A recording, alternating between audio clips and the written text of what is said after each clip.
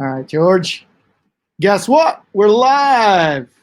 Hello, everybody. Welcome back to another GIF to be Trains stream. We talk about everything, but mostly trains. Today, we're trying something a little bit different here. So, Got some new setup. We've got the Streamlab going. And for those of you that are new here, I'm Wally. I'm George's dad, and this is I'm George, and otherwise known as GFW Trains. Yes. But now we've got 3 camera views of different parts of the layouts. So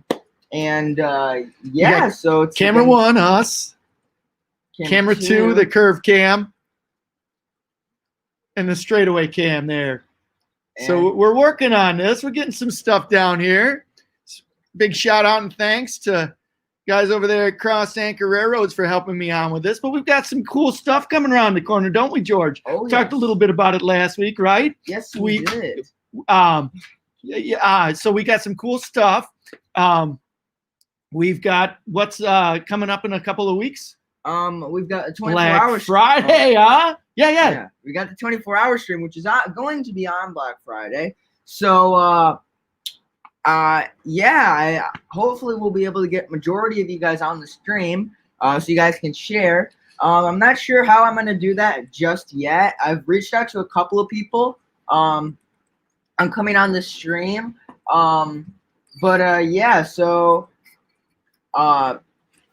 Basically, I think so far what we've got is I'm going to try and do it in maybe hour increments. And worst case scenario, we go over a little bit. So I don't know. I think I might have a little like buffer time in between. That car is going to drive me nuts all night. Oh, he's got a squeaker. George hates squeaking cars. But and so hopefully I don't want to have like it be like open per se. So I might have like a sign up thing where you can sign up for a time slot. Because I only want to have like 3 or 4 people on the stream at once, because I know that when we have multiple people on, I know like for example the Discord, those get pretty wild, and I know it can be really I don't know how to put it, but overwhelming per se. I mean, maybe if we were able to keep it like we did yesterday with the Discord chat, that was I was really impressed on how we were able to keep that many people like civilized, if that makes sense. Sure. Well, backing up a step, what we want to do is we're going to have a 24-hour stream, right? Correct. And we're going to go all through the night, and throughout the stream, we're going to have people interacting with us. It's one of the reasons why we've moved to the new studio format like this, so that we can have people on. As a matter of fact, we've got some people backstage, 2 people that are guests on here that we're going to have on in just a minute, which is going to be a lot of fun. But we're going to have people on periodically. So I think you're going to coordinate through your Discord, right? Yes, correct. And I've already reached out to a couple of people. I got to get down times and how I'm going to do that per se, because I don't want to like cut people off after the hour mark and be like, all right, yep, you're gone. But I also don't want it to be something where we're sitting there in silence for an hour where it's kind of really awkward. So I don't know how I'm going to do that. I think what I'm going to do is probably just keep people or have people on from the first group, see how that goes, and then just roll from there. I know, but yeah, I'll definitely have. And if you are interested in being on the stream, DM me or private message me on Discord, and I'll put your name on a list, and I'll see who everybody I have on, stuff like that. So I know who wants to be on and involved, and then I can just give you a time slot, and then we can talk them and be on the stream. So yeah, it'd be good. So it's gonna be cool. 2,000 subscribers. We got a lot of people in the community that helped you get there, right? Yeah. So we want to include as many people as we can on the live stream. We thought this would be a lot of fun to do. So George, in the wee hours, might be taking a little bit of a break, and I'll be popping in. We'll see how that goes. I think George wants to stay up, but his mom is getting on his case saying that he needs to get a little bit of sleep. So I might do a little bit of tag team, and I may be asking some people to help me on the tag team, right, George? I guess so. But it's good. We're going to do it on Black Friday, day after Thanksgiving. right, George? Yeah, correct. And we're going to start it. Did you decide whether you're going to start at 10 or 11? I think we'll probably. I want to do it earlier. Start earlier, so I don't have to like stay like wait till 11 and then in the morning. So I think I'm gonna try and do 10. Just because I don't know. I kind of want to start it earlier so we can one, have more time to talk to people, and two, so the next morning it's not too just. Yeah, I got it. I get it right. So yeah, 10 o'clock is probably a good time. I was thinking 10 or 11. Yeah. So that's good. That's good. And speaking of your remote controls there, George, we've got a couple of new little add-on to our layout. We've got a lot of new add-ons here to our layout. So we just got these the other day. Why don't you explain what we got, George? So they're holders for the TMCC and Legacy remotes. They also work good with the DCS remotes too, but they're not necessarily meant for them. But yeah, we have 2 of each. We have 2 on that side of the layout, 2 by the yard. I just thought we put 2 over here because of the stream, and they're kind of conveniently placed where you just like set them down during the stream, so we don't have to have them set over here the whole stream. Well, my phone's defeating the whole purpose of why we have them. But yeah, so I put 2 right here, 2 over there, and they seem to be working really well. This just happening, but he's changed the design, so that's not going to be an issue anymore. oh, okay. But yeah, so they sit right in there, as you can see. Kind of cool. Yeah, really cool, actually. Right down into there. You can put them around your layout like a Coca-Cola cup holder, but for your remotes. Yes. So that's pretty neat. And then also we got some other new things going on. George, why don't you talk a little bit about the background there? So the background, my grandma has been coming over during the week during the weekdays to work on the mural of our train layout. And so far she's worked on New York, and as you can see, she's done a really, really good job. And then I think you can kind of see on the third camera, well, you can see on that camera over there, Pops. But she started working on some hills for the layout. So they look really, really nice. Or I guess she says they're temporary, but I actually like I really like the way they look. And then you can barely see them. I don't even think you can see them on the camera. But she's got some pencil mock-ups of some things that she's going to do. And it looks like she's got a Hellgate Bridge going over here with the Casella on it. And yeah, so that's what we've got going on. Also, we took a trip to Chicagoland Hobby, probably my favorite hobby shop in all of Illinois. Yeah. But yeah, we took a trip over there and we got a new box car. I'll bring it over here. And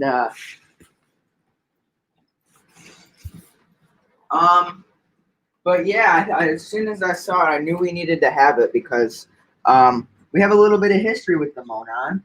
And my grandpa used to work for them, and I really like the Monon. I just like, I don't know how it's such a small railroad, but really cool box car that we got, a PS1, and I have a train of PS1 box cars over there, so I was like, all right, we need to get this.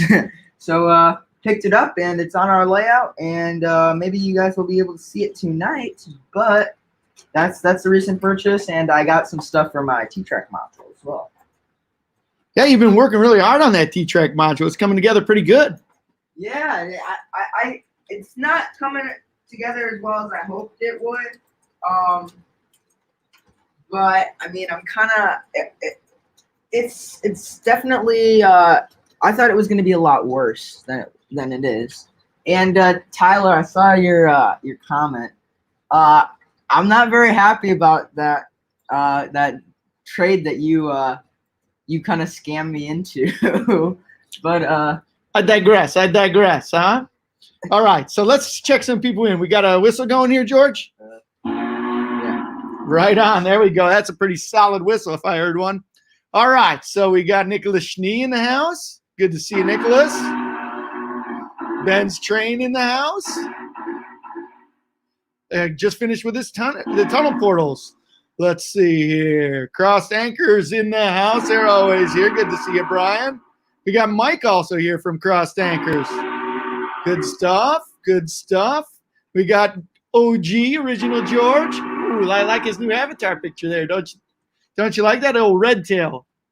That's been like that. Has it? Yeah. Oh, I don't notice these things, George.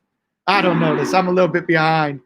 Little bit behind. We got our man Tim's Trains in the house. Tim. Away. How you feeling, Tim? Yep. Hopefully he's out of jail. He was in the COVID jail for a while. Yeah. Yeah. We were talking to him last night. He said on the stream, like he was feeling really good up until the stream happened, and it just like hit him like a pile of bricks. Huh? Yeah. So that's right. That's what we were talking about last night with yeah, but that's why he seemed a little out of it. Got it. So 716's in the house. He was on Cross Anchors live stream last night. It was really fun to get to know him a little bit better through that stream. It was a great stream, guys. Good work on that. Got Anfield Road layout in the loft in his house. How's it going? We got Grandma Nita's here. I hope you saw all the people complimenting your work and how nice the basement looks, Grandma. Things are rolling really good around here. We got Gus Hadley, the lunatic from Arno, saying let him roll. Sean's Trains in the house. Good to see you, Sean. CSX GEET 44 AC in the house. Alistair Cute is here. Saying hello. Trainmaster 04, how you doing? And we got our man Will Willie in the house. We know Will. He lives in the neighborhood here. Good friend of ours from Scouts. Glad you could join us tonight. Good to see you here. Let's see. I like that quote right there. Our good man R's Trains here. Good to see you, R. Thanks for coming in, Corey. Always nice to have you. I found the culprit. Yeah? Yeah. It's good. It's good. I'll give you a whistle. Woo, woo. Oh, yeah. All right. Let's see here. As always, some compliments on my sweet threads. Nice. 716 hit 200 after last night. Pretty nice, huh? Really? Congratulations. Yeah, that's pretty cool, huh? That's pretty cool. I think, yeah, we already said Nicholas Schnee, because you were the first person in the door. Attaboy. Isaiah Hawkins, good to see you. I'm glad that everybody's here. Everybody's having a good time. We'll be doing some chat. We'll be doing some train racing. We got a couple of special guests here.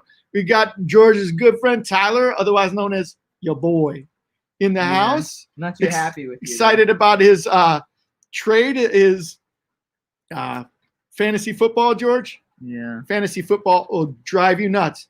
And we got our man Adamus in the Adamus. I say Adamus, you say Adamus, right? It's Adamus. Huh? Oh. Did you see the way he looked at me? Did you see the way he looked at me? Isaiah Hawkins. I don't know if we got you here, but yeah, we called George's stream on the Black Friday special. What do you think, George? Black Friday special. Ooh. Did you get it on a discount? I think so. Ooh.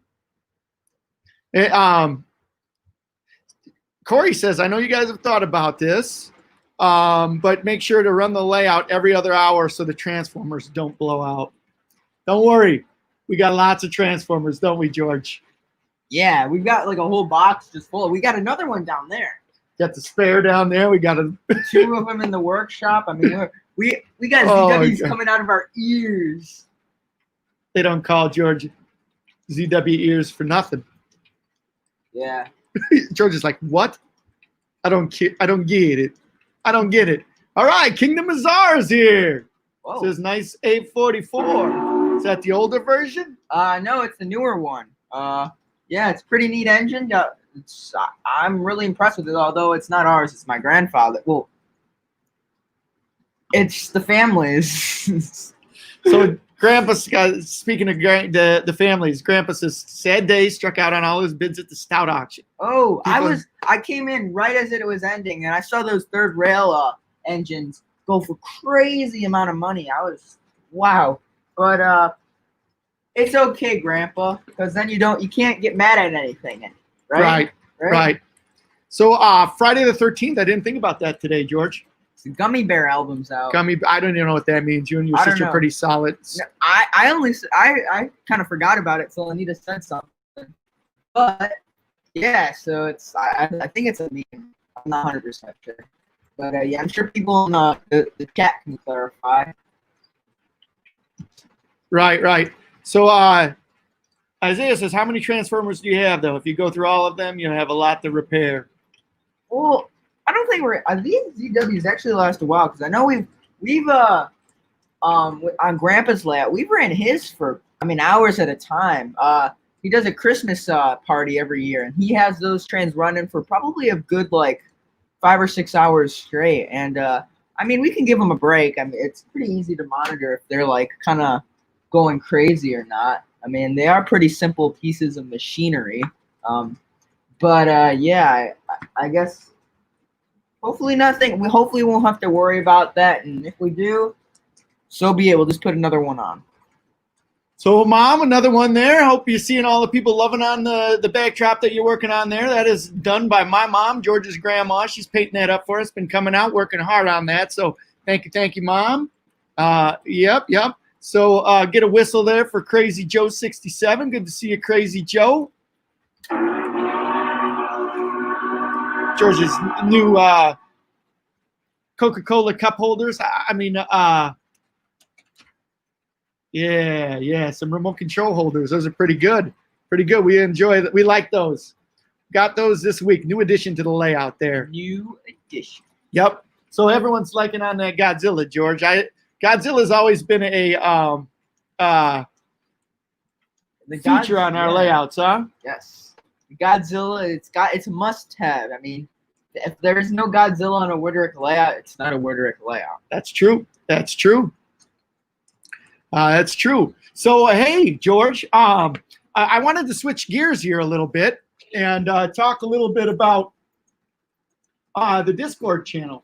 For those of you who don't know, we have a Discord channel, the GFW Trains. It's the main line, but it's more than it's. Emergency stop. Repeat. Emergency stop. Get that thing stopped! It's an emergency, George. It's an emergency. For those of you who don't know, when we started doing this web. It was Any more? No, I don't think so. All right, we're good. And for those of you who don't know, George and I started this when the stay-at-home started. And the reason why we started it is because we thought it would be a fun way to just get out there, share our love of trains. But as we got rolling, and we realized that we weren't all going to be staying at home all the time, so we wanted to create a more of a community forum for everybody to continue talking and continue liking trains. And we were doing this every day, and we've scaled back to where we're only doing it once a week for a couple of hours and checking in and saying hi to our friends. And it always amazes me. It's always really cool to see everybody come on here. It means a lot to me personally. Yeah, I think it's really cool too. Just that everybody is so involved in the community. I really think it's just cool seeing how many young people are in the hobby. It kind of seemed before I really started YouTube, and actually during YouTube until like we started the streams, I kind of felt isolated as like a young modeler, and I'm sure a lot of you can agree with me. I know Corey felt the same. Johnny felt the same too. He'll tell you that. But I think that Discord's been a really cool opportunity to bring us all together and have a good time. Right. No, that's been really good. It's kind of reached a critical mass where it's come alive, and everybody's starting to take some ownership of it, which is really cool. And if you're interested in joining the Discord, there's a link down below in the description. That'll take you right over to the Discord, and you can join the Discord. Love to have you there, Isaiah. It'd be a lot of fun. But like I said, it's kind of reached a critical mass, and it started to take on a life of its own. So you guys actually got together and discussed it yesterday, right? Yeah, and we had it was pretty long, about 2 hours, 2.5 hours long. But we just discussed the future of the Discord, what we wanted to happen. We kind of placed down some rules because it just got to a point where it was two people couldn't manage it by themselves, and so we had some friends of ours, and actually two of the people that are going to be on the stream, they helped us quite a bit with that, and helping everything stay organized and kind of enforcing some things so everything runs smoothly.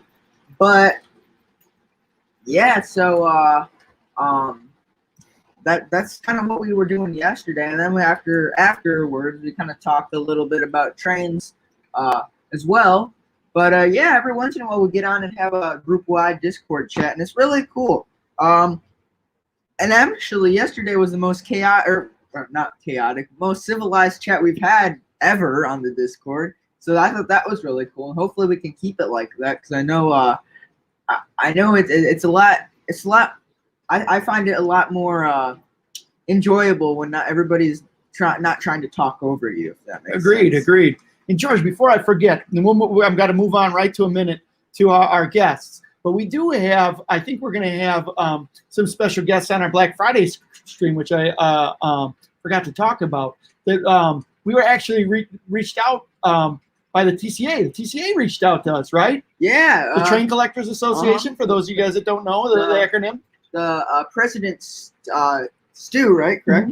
Mm-hmm. He had emailed me and asked about kind of promoting the club a little bit, and I thought it was a great idea. And so did you, because I think that the Train Collectors Association is a great group, and if you're not a part of it, consider joining. But they've got plenty of cool events that happen. Like, for example, the National Convention, which you can only go to if you're a TCA member. But that's always somewhere really cool around the United States.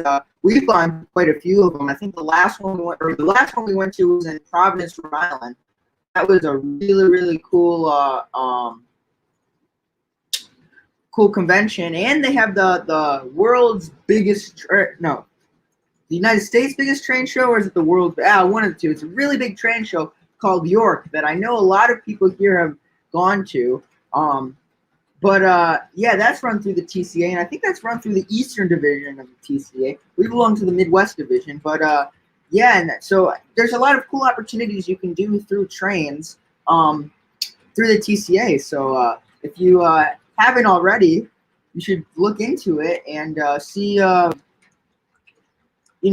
see about joining, because I know there's a lot of cool people in the hobby that are linked in the TCA. And they're really trying to grow a younger base too. Correct. Yes. Yeah. So anyway, they're going to be on and promote the stream, and we're hopefully going to promote the TCA a little bit on that. So it should be a win-win for everybody here. Win-win. So, but I digress. I switched topic a little bit because that slipped my mind, and I wanted to make sure that I got that out there. We've got our two special guests here, getting back to the Discord, in the Discord community. We've got two of the folks that are going to be helping out as moderators on Discord, right, George? Yes, correct. So we've got it set up where we're going to have a lot of different levels of people assisting with it, different levels of moderators, and two of our friends. There's more than that, but we've got a couple of our friends that have come forward and said that they wanted to assist us. So we thought it would be a really cool live stream today if we brought them on and not only talked a little bit about our Discord, but we also talked a little bit about that segment of in the community that these guys, George, a lot of our viewers that are on here. Like I said, I always look at it as kind of three generations. We've got my father's generation, which is Generation 1.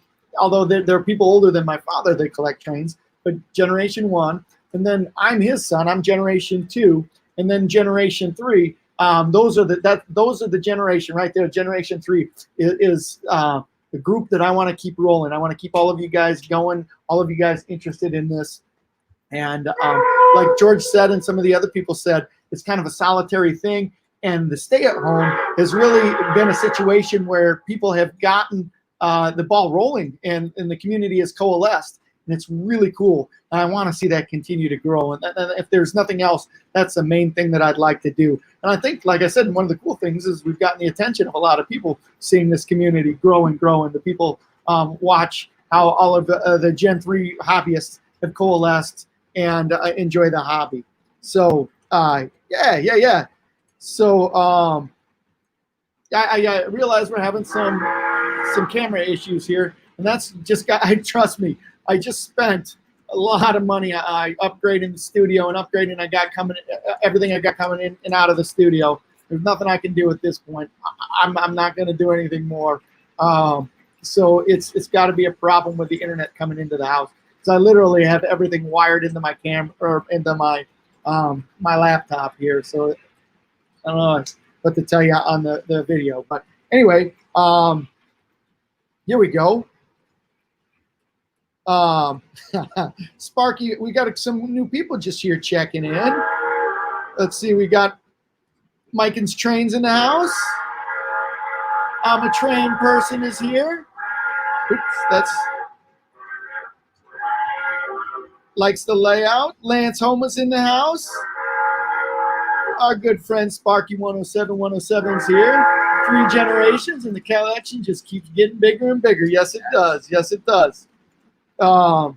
We got our good man, Matt's Trains and Tractors here. Says hello. And hello to R. And Mike says, Mike from Cross Anchors, channel's exploding. Great channel, by the way. Says you all got to start on our channel and Discord, and we appreciate that. Well, hey, this is great that everybody's coming together in the hobby. So, for sure. All right, so we got 2 guys that that are going to be helping us out with the Discord group. How you doing over there, George? Good. I just broke the other one. All right.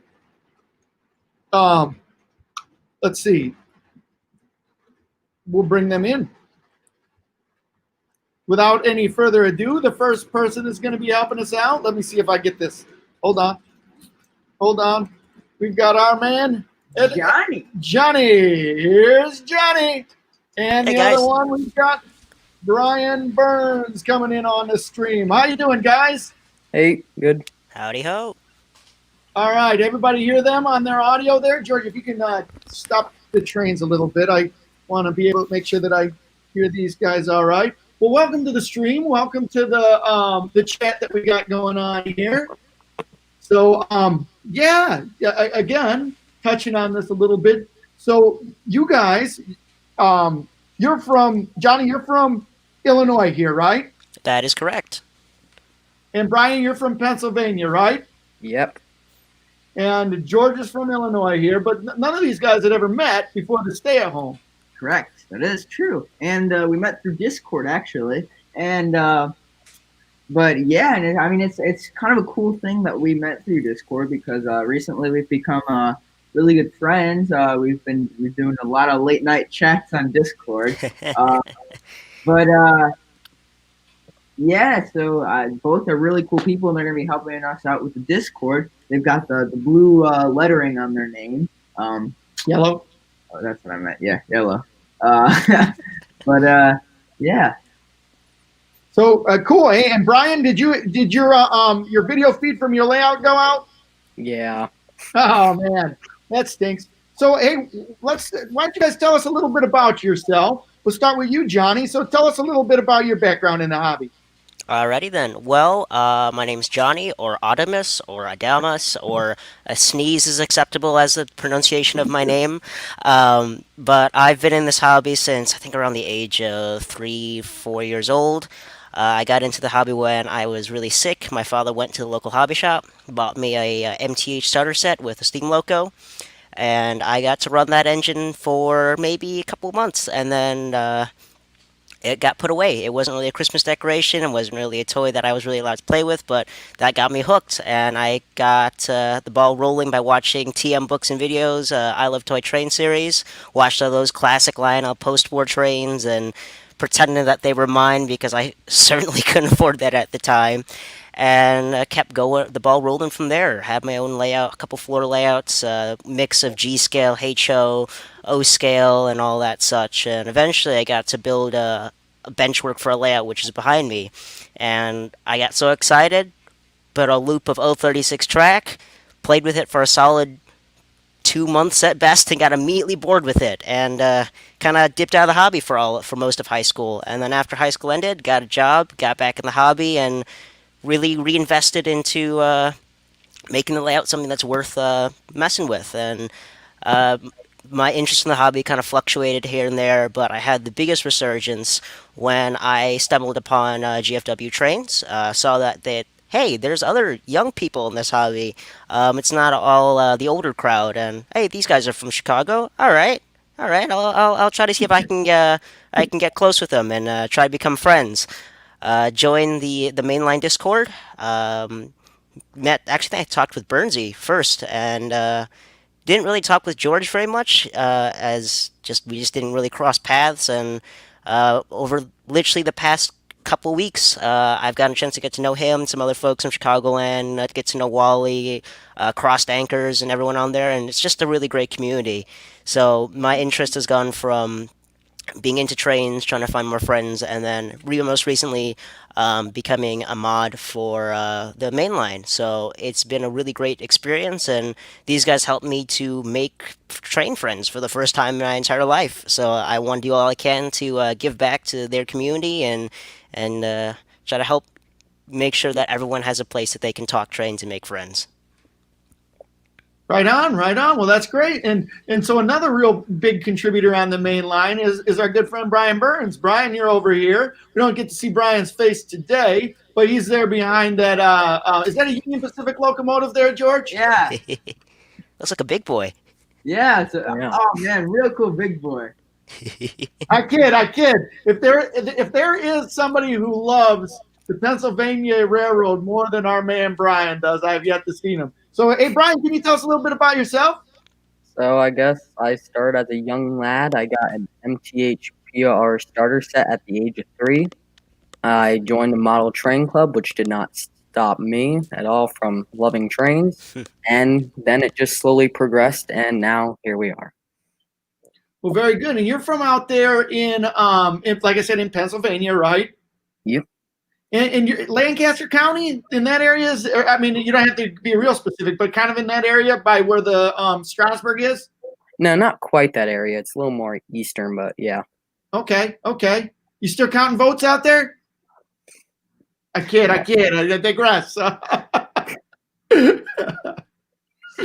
all right. So getting back to the Discord, and so actually, there's some people that might not know you very well. George, why don't you talk a little bit about yourself?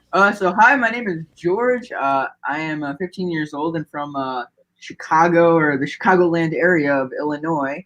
And I kind of got introduced to the hobby actually when I was very, very young. Before I could even know what a train was. But straight when I was born, I think first couple of weeks I went to a train event through the Train Collectors Association. But yeah, I kind of got sucked into it with my dad and my grandfather, who are both really big into the hobby. And yeah, it kind of just stuck with me. I liked it ever since. I think the Train Collectors Association has kind of been a really cool flame to that fire that's kept my passion for the hobby going. But yeah, when probably about, God, it's been almost like 4 years, would you say? 4 years ago, I started this YouTube channel. I was doing Thomas videos then, and over the years, I kind of grew out of the Thomas thing, and I mean, there was a period in that time where I was really big into HO, and I don't know why, but I have all this cool low scale stuff, and I was into HO, and that was around the time I started a YouTube channel. And about 2 years ago, I kind of just put all that HO stuff aside, and we started building this layout, and O scale kind of just became the main part of the hobby for me. And I realized we have all this cool stuff, so we started making videos about the O scale stuff, and that's how GFW Trains kind of was born. But yeah, so that's my story.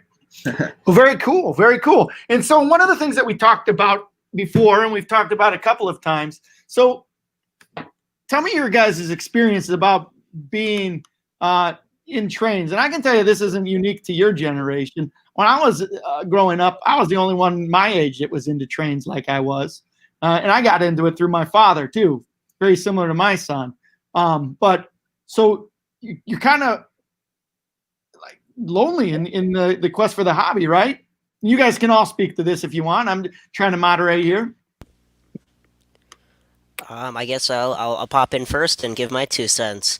In terms of growing up and finding other younger folks in the hobby, it's extremely hard for me. I am kind of the odd one out that most folks who are in this hobby, they have a grandfather or a father or an uncle or mom or dad, mom or aunt or grandma, whoever, gets you into the hobby. I had my father. However, my father kind of stumbled upon the hobby shop and just bought the train set. He never really had a particular interest for trains, and as my quote unquote career through the hobby went along, he didn't really add much to that. He kind of just did his own thing and helped me fix trains whenever I asked him to, begrudgingly sometimes, but So I really was kind of isolated in that. I'd go to the hobby shops and, you'd see the folks there, but my local hobby shop, I got to know them now, but when I was younger, the older crowd, it's a little bit intimidating to go talk to them. And in school, the best you may have had was someone saying, "Oh, I like Thomas the Tank Engine." But aside from that, no one was really into the hobby as seriously as I was. So it was a pretty lonely experience doing that. And it's kind of hard to try to keep yourself going because you want to talk trains with someone, and not having that feedback, that person who understands where you're coming from, can be a little bit heartbreaking at times. I tried to get my friends into it, and when I was in high school, my friends were your stereotypical like gossip girls and such, so that didn't really work out well. I made the fatal mistake of bringing them to a train show, and it went. I was like, oh, at least I'll have some company, right? No, and it just evolved into, guys, that guy's creepy. He won't stop staring at me.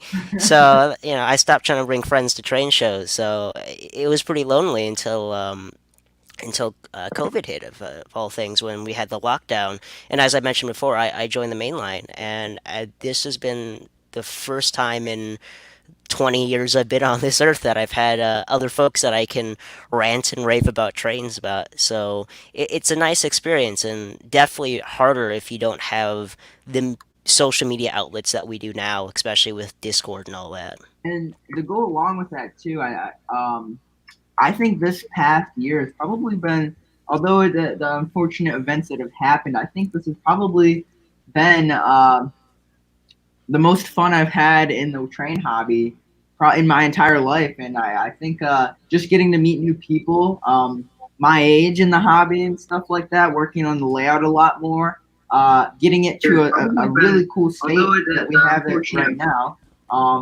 But yeah, I think Johnny and Bernsey can both agree with me on that. Yep. For sure. So, Brian, one of my questions I've got for you is, in terms of the hobby, you've been really vocal on the Discord. You participate a lot, which is really, really cool. Mm-hmm. How do you see that? How do you see growing the hobby for people your age and your role in that? Well, I've noticed a big thing with people our age. It's just them and their world. They don't think there's many other people except for them, and that kind of gets them out of it. But lucky for me, I was in a train club with multiple people my age. They weren't O scale, but there's still people my age I could rant along with. And like this Discord, it's like a giant train club. Everyone can talk with each other, and it's just a very nice small community we can all agree with, I imagine. Oh yeah, for sure. Definitely, yeah. So, in terms of doing that, getting it full circle a little bit here, in terms of doing that, so the Discord channel, do you have any visions as to where you'd like to see that go as we move forward with that? I really don't know. I just love to see it get bigger. More people like me who thought they were some of the only people, they didn't really know many people, and they just stumble along, and hopefully they join and realize it's not just them in this. Okay. What about you, Johnny? In terms of the Discord, at the moment, it's just a matter of getting a little bit more restructure, so it's a little bit more easier to navigate and trying to have a little bit more consistency. However, in terms of the long term, I'm thinking it might be fun to see more, some more like some we some more community events that might happen on the Discord. For example, we have a holiday season coming up, so it might be cool to have a little showcase of everybody posting their Christmas layouts. Have a little not competition, but like a little showcase. Oh, that's a great idea.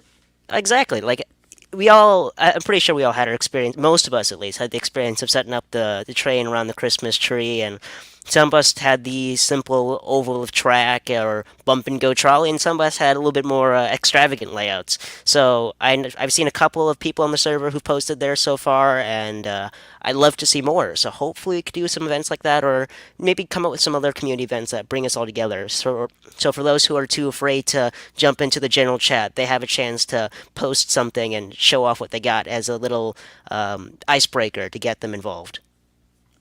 Oh, that's great. That's great. George, do you have any ideas? I think that I think that we so far we actually have done a really good job of spreading it. But yeah, so far I can't really think of anything. To be honest. Okay. How about you, Brian? A funny thing about the Discord is I see we just hit 100 members on the Discord server. Hey! That's all right. George, you're gonna have to do another 48-hour stream for that. I can't laugh. That Well, then you can do it, Johnny. You know what? If you give me enough coffee, it'll happen. Don't worry. I got Brian, you. in 48 hours. 48 hours, that's fine. That's I don't know. nothing. I'll do a 48-hour stream if you're able to get Johnny to bring me over some of his burger pizza. Oh no, the Domino's burger pizza. No. I'll bring you 8. There you go. Then you have then you can't complain at all. No, sir. You just got good old burger pizza. You're gonna have to explain what the burger pizza is, there, Johnny. Okay, so my job is I work for Domino's, and I'm a delivery expert, which is a very glorified title for pizza man.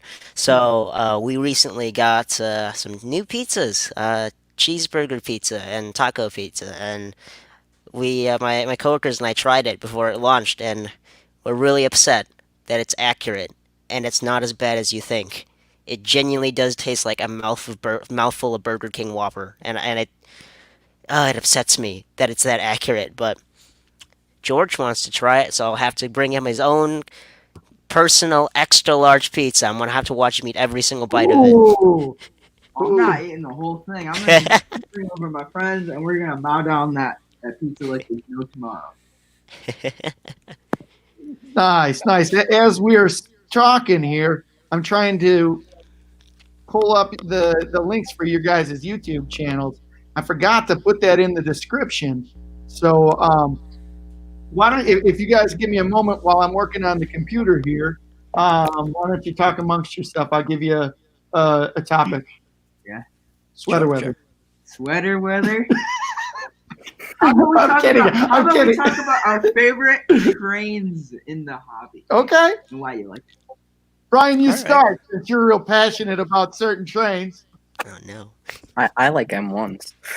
Why What is that, it? Brian? An M1. What's an M1? It's A a, big one? I think of it. Oh no, I have an M1. Hold on, let me go get it. No. Well, Brian, roll with that, would you? well, they got big tenders. They're mountain types. Yeah, there you go. This is an M1, sir. That's an M1. They're underrated, which is why I like them. They aren't. Not many people like them. That's pretty much why I like them. But I agree. I like them too. That's a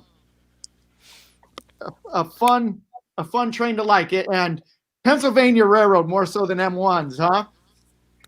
Yeah. So tell me a little bit about your passion for the Pennsylvania Railroad. Well, it just all starts with my first train was a Pennsy engine. My second train was Pennsy. Third train was Norfolk Southern.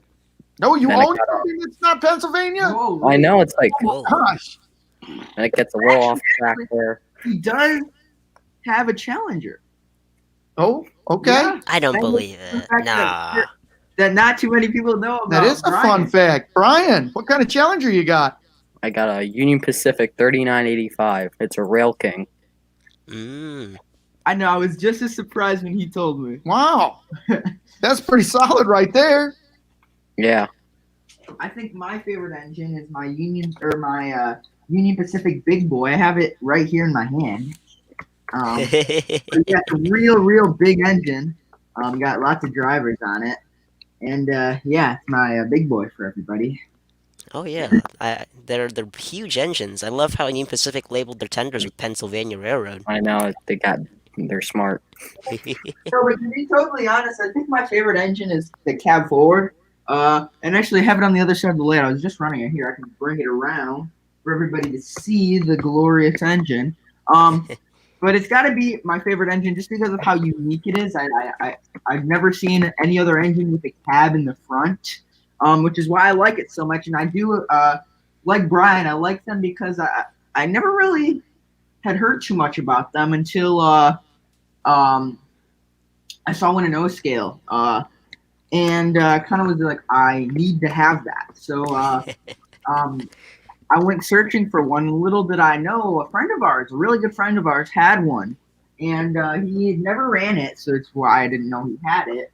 And I was talking to him, and we went up to Train Fest, and he's like, George, I'll let you borrow my cab forward, or loan it, or lease it, and yeah, so this is his cab forward. I was so grateful that he let me do it. And it hasn't been on a stream in a while, so I decided to pull it out and run it. And oh my gosh, I just forgot how much I love this engine. But yeah, it's a super unique engine, and I love that you can run it with passenger trains as well. But I like the streamlined look of the cab forward, and yeah, so this is my Bilco's cab forward. But yeah, that's got to be my favorite engine just because of that. What about you, Johnny? Oh goodness. See, my tastes have slightly changed. So the number one will always be. I'm a big fan of SP. My first Steam Loco was one of the Rail King GS2s, but 4449, the GS4 Daylight, is always going to be my favorite. Has a special place in my heart, just because of how popular the engine is, how wonderfully streamlined they are, the history behind the Daylight. So that will always have a place in my heart, and I will always be an SP nut. However, recently, the Berkshires, specifically the nickel plate ones, have caught my attention. I blame Tim at Chicagoland for this because I saw his Burke at one of the modular club meets at the Roselle Library in Illinois. Saw his Burke, and it was 2 years ago. I filmed it, and I didn't know it was Tim's because I didn't know who Tim was at the time. I filmed it. And I chased around the layout, and he thought I was crazy. And it's like I'm gonna buy one of these days. And then 2 years later, I Not one that Tim wanted. I got the Nickel Plate Road 759 and the American Railroad scheme. Wasn't originally what I wanted to get. I wanted to get 765 like everyone else, but this was kind of the only one I could find, and I was at my local hobby shop, and I paid an arm and a leg for that thing. And I was like, all right. I know there's matching cars, but I won't buy those, not yet. I'll custom make a set. And then I posted in the main line, yeah, I just got this engine. I'm gonna take a break from buying stuff. Maybe I think less than 24 hours later, Tim sends me a message in Discord. Hey, you want passenger cars for it? We have them. It's like, Tim, I'm really broke right now. But Are you I really glad want you those bought passenger those? cars. Huh? Are you glad that you bought those though? Oh yeah, I love that set. It is, I think, the only complete set with a American Railroads Berkshire and matching cars in O scale on YouTube that I've seen so far. I could be wrong, but it's the only one, and I'm very happy with it. So, long-winded English teacher rant aside, it's got to be the GS4 and the nickel plate Berks that are my favorites. And funny you mentioned that. That same Burke that you were just talking about, Tim's Burke is actually under the layout currently right now in one of those orange boxes. Ooh. But yeah. And Tim posted in the comments, I like taking Johnny's money. Ha ha ha. All Ah, caps. yeah, thanks, Tim. My wallet's and my money's in witness protection because of you. Thanks, man. It's in somebody else's pocket. And yes, Grandpa did mention you're supposed to take a drink every time I say cab forward. Oh man, I need to get some iced tea. I've been working on a iced tea boxcar, Wally's iced tea boxcar. I need to find somebody who's deft with the graphics to make me some nice graphics that I can print out a decal on it and get my Wally's iced tea tank car going. Hold on. I was working on the base, but there we go. See, Ooh. there's the tank car. There we go, George. For those of you who can't see, it's like a lime metallic green Why did you choose green? because it looks cool. And it's going to have a gold base. It was supposed to have like a bright orange base, but the bright orange paint took a crapper on me Oh, really? when I was painting it. But I want to get across here, Bally's iced tea. So if I got anybody who's on here that's in the graphic arts can help me with that, let me know. That is really cool. And actually, can we go get you a drink? So, they kept full. Yes. George, give me a drink. I like that. So, Brian, you've been quiet a little bit. Tell me your thoughts about the hobby and how it could grow. I just think it's not spread out as much as it used to be. Like, it used to be super common. Now people are interested in things online, like video games.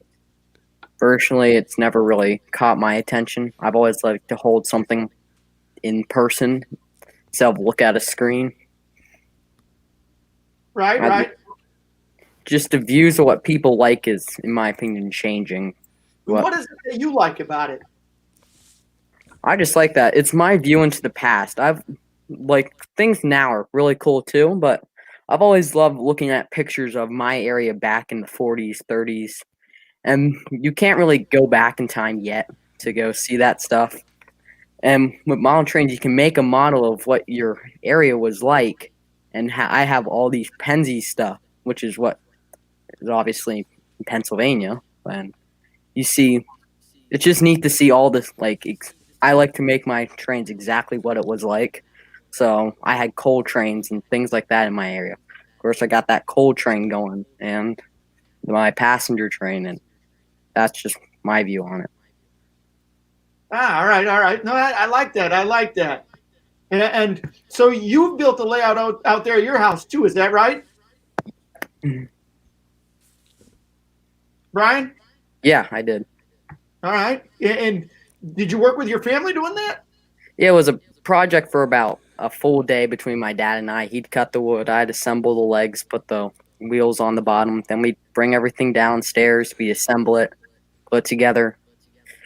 Long time. That's cool. And how about you, Johnny, when you were doing your layout? So you've done a lot of the scenery work yourself, but the bench work you did yourself too? Oh goodness, no! I'm horrifically incompetent when it comes to literally anything, including scenery. We actually commissioned my uncle to build it for us. I was hoping to build one of the layouts was in the back of MTH's Rail King catalogs. I think it was like their main line. No, it was like the Main Street scale tracks layout, and it's a 6x10 table, and we had that table built. And I was like, all right, let's get all the track, let's get everything set up. And then I realized that all the track was going to be like $800, and I was a first grader, so that didn't happen. So the layout kind of went into limbo for a couple of years, until I finally got around to buying some large radius curves to finally get the scale engines I was dreaming of as a kid. But Burnsy's going for a specific region that he's modeling. I'm kind of just going for, I think Tim put it the best. Mine isn't really gone for prototypical. There isn't really any design for switching operations or anything like that, like realistic operations. It's just two loops, switches connecting them, a really basic yard. And he described it as like a hobby shop layout. You kind of sit around, you watch it go around a couple of times, and if you got friends over, you can have the trains running in the background whilst you shares a couple snacks, have a chat, and that's kind of the look and feel that I'm going for ever since he brought that up. Well, cool. That's right there behind you, right? Oh yeah. Yeah, I think I'd love to see that. I'm sure there are some other people here that'd love to see that. If you can start, I'll talk to Brian and Georgie a little bit. If you can give us a tour of the layout, if you want to start getting ready for that, I'll talk with these guys here a little bit.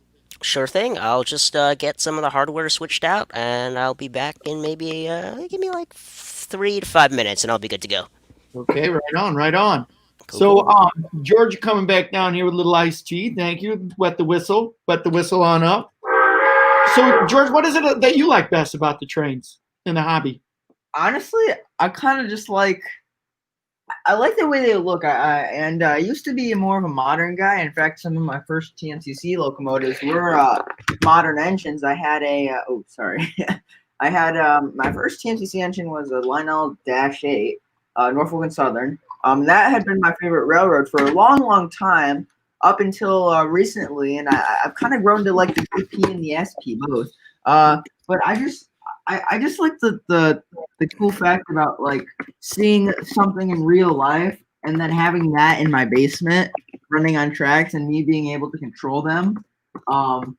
Yeah, I think some of the coolest things are like for example my big boy, the number 4006, I had actually seen, and that was the first big boy I'd ever seen in person. And so thank you, Steven, so much for that too. But that had actually been the first engine I'd seen in person, and being the first big boy I'd ever owned, that had to be probably one of the coolest things ever. Just having a special memory on my layout.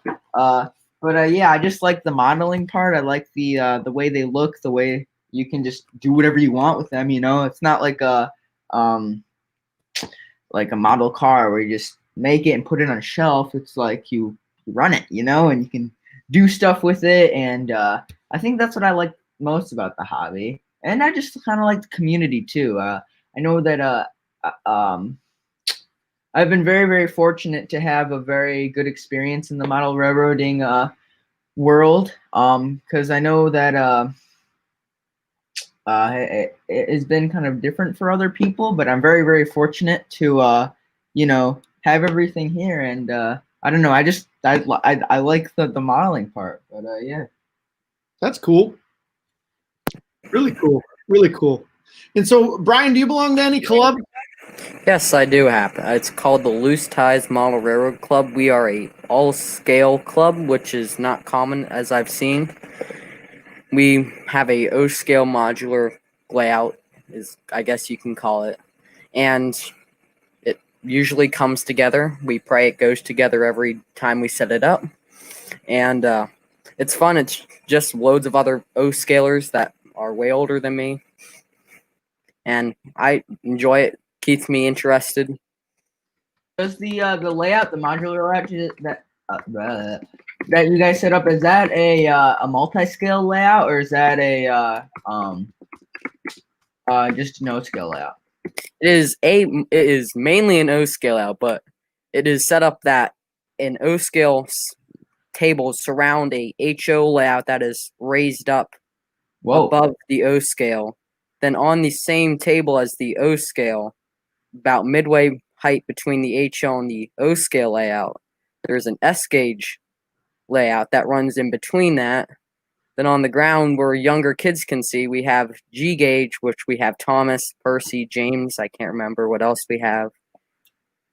So yeah, we have a lot there. That's really cool. And do you guys hold events, or is that kind of just like something where if somebody wants to go out there, they can just go out there and run trains? And I forget, do you guys have a permanent spot that you keep your layout?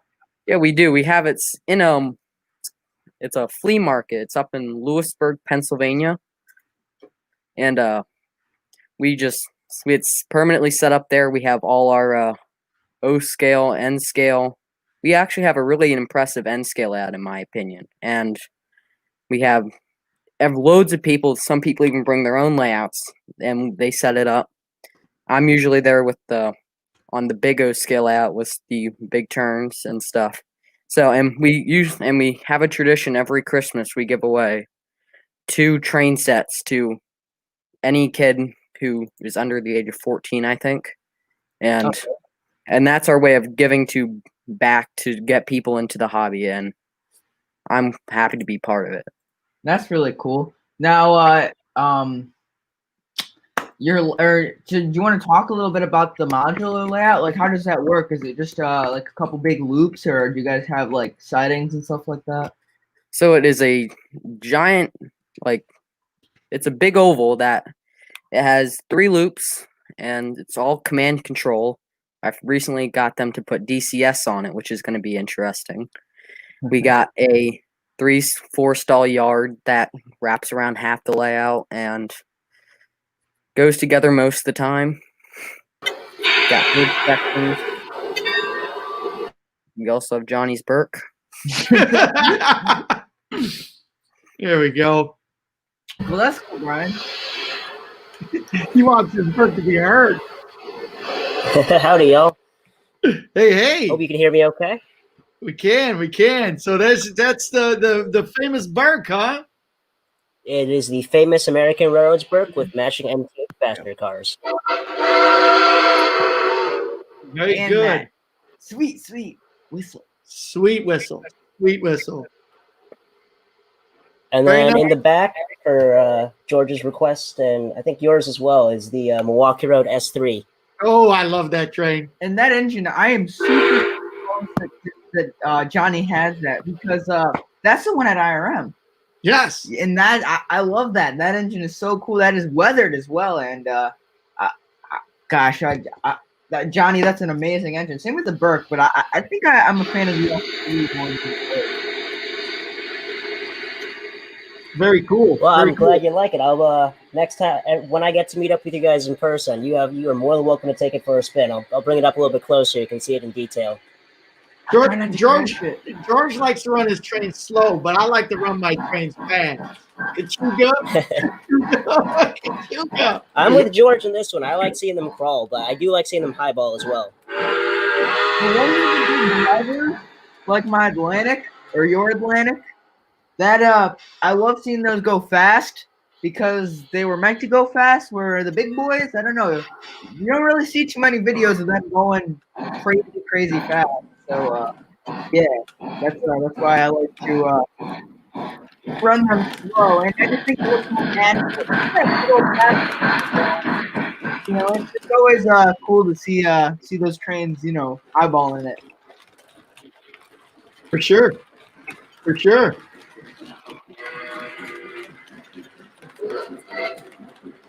So now, if I remember correctly, you got the 265 on eBay, and then you got the Burke from your local hobby shop, huh? That is correct. Hobby shop Let was me get that? off the camera shot here. Let me move this mic over so you guys can hear me. Yeah, the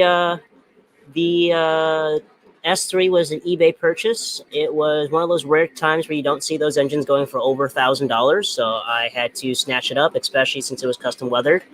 And as I've mentioned on Cross Tankers, I'll go into really briefly here. It was a ordeal trying to get this engine because USPS decided they want to have a field day and ship it to the next town over for absolutely no reason. So I wasted 2 days off of work trying to get this thing, and the day where it finally arrived, I slept through the mail truck. And when I woke up to see that "we missed you" sign, I went, "Oh, heck no, we're not doing this," and threw on pants and chased it into the Chicago winter and banged on the side of the mail truck to get that thing.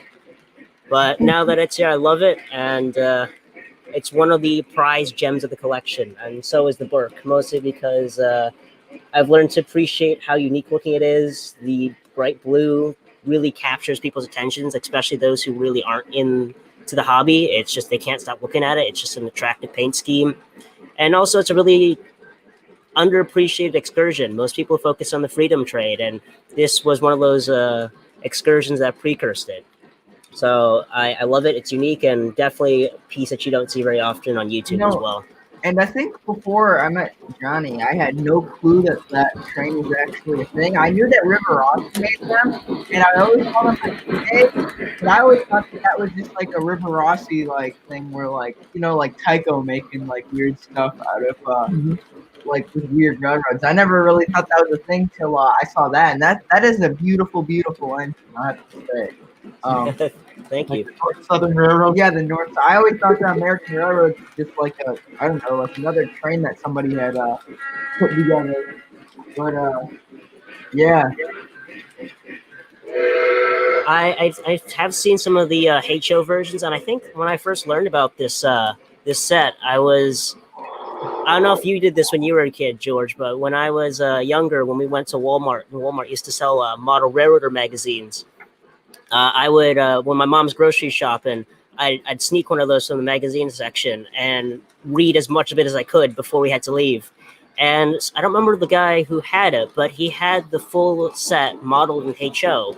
And I thought it was absolutely beautiful. I'm like, I know what a Berkshire is. I've seen it from the Polar Express, but I didn't know that this excursion even existed. And I saw it, thought it was cool, and completely forgot about it for an entire decade until I saw this set. And I was like, oh, okay, yeah, sure. And more money that I'm willing to spend later. It's part of the layout, and I can't regret buying it because it's just such a beautiful engine. It's one of those things that you don't really want until you have it, and then you're like, I want that, or I'm glad I bought that, you know? Oh yeah, I feel that. And this may be, some people may want to burn me at the stake for this, but when I bought this engine, I was actually planning to buy a replacement shell for the tender in the cab and turn it into a normal looking nickel plate Burke. And then Tim sent me the cars, and then I was like, well, I can't do that now. It's just too beautiful. I can't change it. So Yeah, I think there would be a lot of people mad at you if you did that. oh yeah, Including Tim. I have enough enemies as it is. Train enemies are the worst kind of enemies. Yeah. I know Tim's been eyeing up this S3 for a while, so when I get to meet up with him, I'll definitely let him take a crack at running this thing. So, Johnny, is your camera mobile? Can we get a tour of the layout? It is mobile enough, so I will try to carefully balance the microphone and walk around with the laptop. But the layout is, let me see if I can get a good angle here for you guys. All right, that'll have to do. I'll just have to hold the microphone. You did all the scenery yourself, right? Very poorly, but yes, I have done all the scenery myself. The plan for that back area over there is for a mountain to exist, so they can go through tunnels, just so it can hide the fact that it's just one big circle. But it's basically 2 loops of 060 and some switches to interconnect, and then a very tight 036 fast track yard as well. There's a nice little downtown area I bought off a nice gentleman off eBay. His wife was telling him get rid of that, so he promptly did, and I gave it a new home, and it all came pre-wired, custom figures put on there, and some custom signs. So I modified some of that, and just some random guff and nonsense here and there. So, but yeah, about only the front section of the layout is been scenic at the moment, but that's even still subject to change. There's a little freight yard there, and an engine on display. It's one of those Avon statues, but it actually works pretty well for O scale, even though it's supposed to be a standard gauge model. That's kind of cool. I'm going to actually relocate you guys to a different area so you can see part of the layout that I never show on camera, even on Discord. So get a GFW exclusive shot here. Look at that, Dang. GFW exclusive. Only for the guys here at the GFW trains. Alrighty then. Let's see if I can get it all set up here. So Fred says that try getting the Blue Goose. It's supposed to be wife friendly. I'm always on the lookout for wife trains, Fred. Again, Oh, sorry. go ahead. I'm not sure if you know this, Johnny, but I just realized this, that Tim Burke is the same exact Berkshire as yours, just the nickel plate version. Yeah, Look he's at got the the normal. at George. I just realized that because I know Tim he likes to have the one with the underrated trains. And I know, so it was kind of a big deal when he got 759, and I didn't see the side of the engine till earlier, and it said 759. I was like, I put two and two together. Big brain. Oh yeah. So I've kind of dubbed my locomotive fleet at this point the not quite railroad here, because most people would want the 765, or most people would want the 261. I've got the 265, I've got the 759, not quite the ones that you think people would want to be getting, but it makes me appreciate it a lot more, as they're more rare because they're not as in high demand. So I like to have something that's more unique for the layout in that regard. Yeah.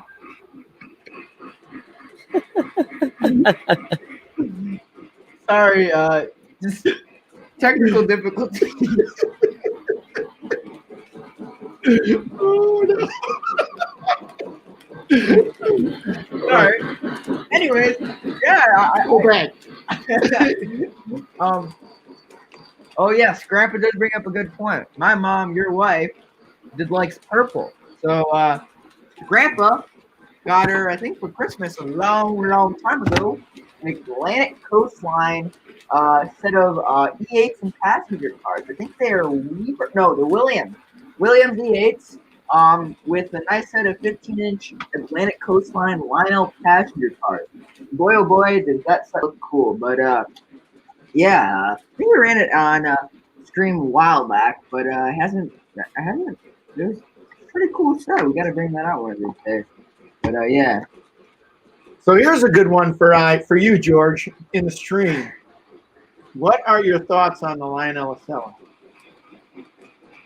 I know my grandfather. I love it. I think that engine is the greatest engine, or one of the greatest engines Lionel has made. My grandpa, he has a love-hate relationship. When it's running and it's running well, he loves it to pieces. But when something's wrong with it, he hates it to guts. And I think that engine has probably seen the workbench more times than any other engine Grandpa owns. But my grandfather owns one, and I love it. He loves it. But there's some times when I know he cannot stand that engine, and I don't blame him, because if you spend like oh gosh, like $2,000 on an engine, I'd expect it to run and run well, you know. And I know that one hasn't really been the most reliable engine, but he's gotten it to run very well on his layout. And I mean, if it runs well on your layout, don't touch it. But yeah, that's what I think about it. So yeah. Johnny, those are some really nice angles you got there on the layout. It looks really sharp. Thank you. I set up many bar stools trying to position this laptop precariously on top of a what is this? A Woodland Scenics building kit that I'd never opened, and just become a nice laptop stand at this point. Well, that is cool. But no, those Excel sets are beautiful though. I haven't seen any in person, but I've seen them from TM's book, TM's videos, and they're mighty beautiful sets. I just wish that one, they weren't as finicky, and two, I had the curb smart on the layout. Unfortunately, 060 doesn't really allow me to run much of the bigger stuff like you guys have. Yeah, well, hopefully one of these days you can get there and run the cool stuff. Well, I mean, sure, there's other options as well. I mean, there's a lot of cool, for example, that Burke and the 261, those run real well on your layout. They look real nice too. And I forget who said it. Oh yeah, Fred said it's made in 2005. That's probably why. But I have to strongly disagree with that, because there are plenty of engines that Lionel made before that ran just as well. I mean, for example, my big boy was made probably about 5-6 years before it, and maybe even, I think, probably now that I'm thinking about it, 10 years before the Acela, and it runs probably about 20 times better. But I think there's a lot of. I just think that it's a cool engine that they put a lot of features in, and I guess what you're saying, yeah, it was I think it's way ahead of its time. I think if they made one now, it would be a lot better with the new cool features that they have. And that would actually be a pretty cool Vision Line model to see come out. But I doubt they'll make another one. I think there was supposed to be one. I guess there was rumors that there was going to be one in this last catalog, but unfortunately we didn't see one. But I was hoping there wouldn't be, because it just makes the one in 2005 less special. Is that a TMCC version? What's up? Is the Acela TMCC or Legacy? I don't remember. Ooh, I think it's very early Legacy, yeah. Yeah. Very early Legacy? Ah, gotcha. All right. So, Brian, we got a question for you. Yes. Okay, it's from our good friend over there, Ben's Trains. Good old Ben's asking, why haven't you got a 2025 yet? It's because I can't find one. Ooh. I want to get a specific version. I specifically want a 2035 with the pre-war style whistle tender. Ooh. All right. You got good taste, Brian. I know. Good taste. We got another question for you too, Brian. I feel like I'm appreciated. Galaxy Eclipse. Hey Brian, if you got a favorite, or if you got any favorite prints in your collections, what are they? Because I am a curious boy. I am a very big fan of the M1s. Obviously, I happen to have 3. It mainly probably starts with when I was younger, I played a train simulator like crazy, and I got this. My mom got me the route of the Horseshoe Curve, and there were Altoona, Glitzen, Crescent, and Johnstown. And for Christmas that year, my parents went up to my local train store and they test ran a Rail King M1, which happened to have all these towns that I played on in Train Simulator. And that kind of just sparked it. And then I just ran that engine so much, I started loving the looks of it. And a guy at my club had the early TMCC version, and I still stick by. I think that is probably the best sounding Lionel engine ever made. It's just bassy, loud. I love everything about it. And then last October, I finally bit the bullet on one because I had space for it, and I knew it was about time. Then that thing gave me loads of issues, and it's probably because I bought it cheap. But I was sitting on Discord one day talking to Wally about trains. First, it will start off with the GG ones. Then he brought up, and I was talking about my M1, how it's giving me loads of issues, and he was talking about a guy he knew who had a Legacy M1 coal hauler set. And I remember when I saw that thing in the catalog, I was drooling at it. Of course, me as a young kid could not afford a model set, a set especially like that. And the guy gave me a steal on it and gave me extra cars to go with it. And I don't think that thing's left the layout since I bought it back in May. So We got a very similar experience with the FEF. yeah. But yeah, for those of you who don't know, we got the Northern from the same guy. We also got our Polar Express from him as well. But yeah, that was very cool that we were able to get those. And I think both Brian and I can agree that that is a very nice engine. But yeah, and didn't you get yours before PGA Train Fanatic got his? Because I know he was looking for one for a long time. Well, he got his way before mine. That's probably where I saw and how much I wanted one. And I remember the day before I actually got it, I was watching his stream, and I was like, oh, I'd love to have one of those. Especially for my deep love for the M1s. I've always especially wanted a 6755 because that's the one that's still around. And the coal hauler set happened to be one. And yeah, I love that thing. Yeah. And then I think that goes along with what I said about being able to see it really cool too. Yes. But yeah, that is a really, really cool set. Man, that would be one that I would like to get in the future. But yeah, wow, that's a cool shot, Johnny. Well, thank you. Tim was yelling at me for not running the berth fast enough. But yeah. Gosh, I was gonna say something, and I totally forgot about it. Like, split my brain. I'm slow, like Tim said. Very slow, very slow. All right. So, hey, Kind Cake 1523, welcome to the stream. New people popping in. We got a couple of friends on here. I'm Wally. This is George. For people that don't know us, here at DFW Trains. And we got a couple of our mods our newly appointed mods for the Discord server. We've got Brian Burns, all the way from Pennsylvania. We got Johnny, all the way from West Chicago, Illinois. And there's been some thoughts about trains here today. So welcome if you're just joining us on the stream. It's good to see you. Well, a couple of things down below. There's a link to the Discord server. There's also a link to Johnny and Brian's channel. So if you haven't seen their channels, please go to thetheir channels, watch some of their videos, subscribe, push like. Brian's channel is criminally low on the subscribers that he has. So we're trying to push to 100 for Brian. Push to 100. I think we're getting close there. Last I saw, he was up to 85. I don't know how many more we've gotten since then, but hopefully we got some more for Brian. Right, Brian? How Yeah. often do you put up videos, Brian? I try to put them up as when I can. It's just time and all that stuff. And sometimes when I come down, I just want to play trains. That's what I do. Sometimes I just take out my iPad, take a quick video of what I'm running. And Cool. that's usually how it goes. Sure. I see people are in the chat trying to make me put my put Union Pacific passenger cars behind my M1.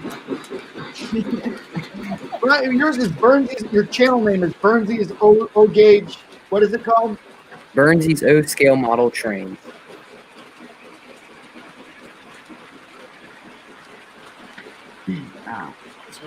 And I might try to go get this video camera I had up before the stream back up again. Okay. So I'll be back, I guess. All right. Hey, Chris, welcome to the stream. Long time no see. I still got your big boy, and I was actually bragging about it last night with some these guys on the stream right now. But if you guys know, actually Johnny, Cambridge is the guy who made my Lego big boy.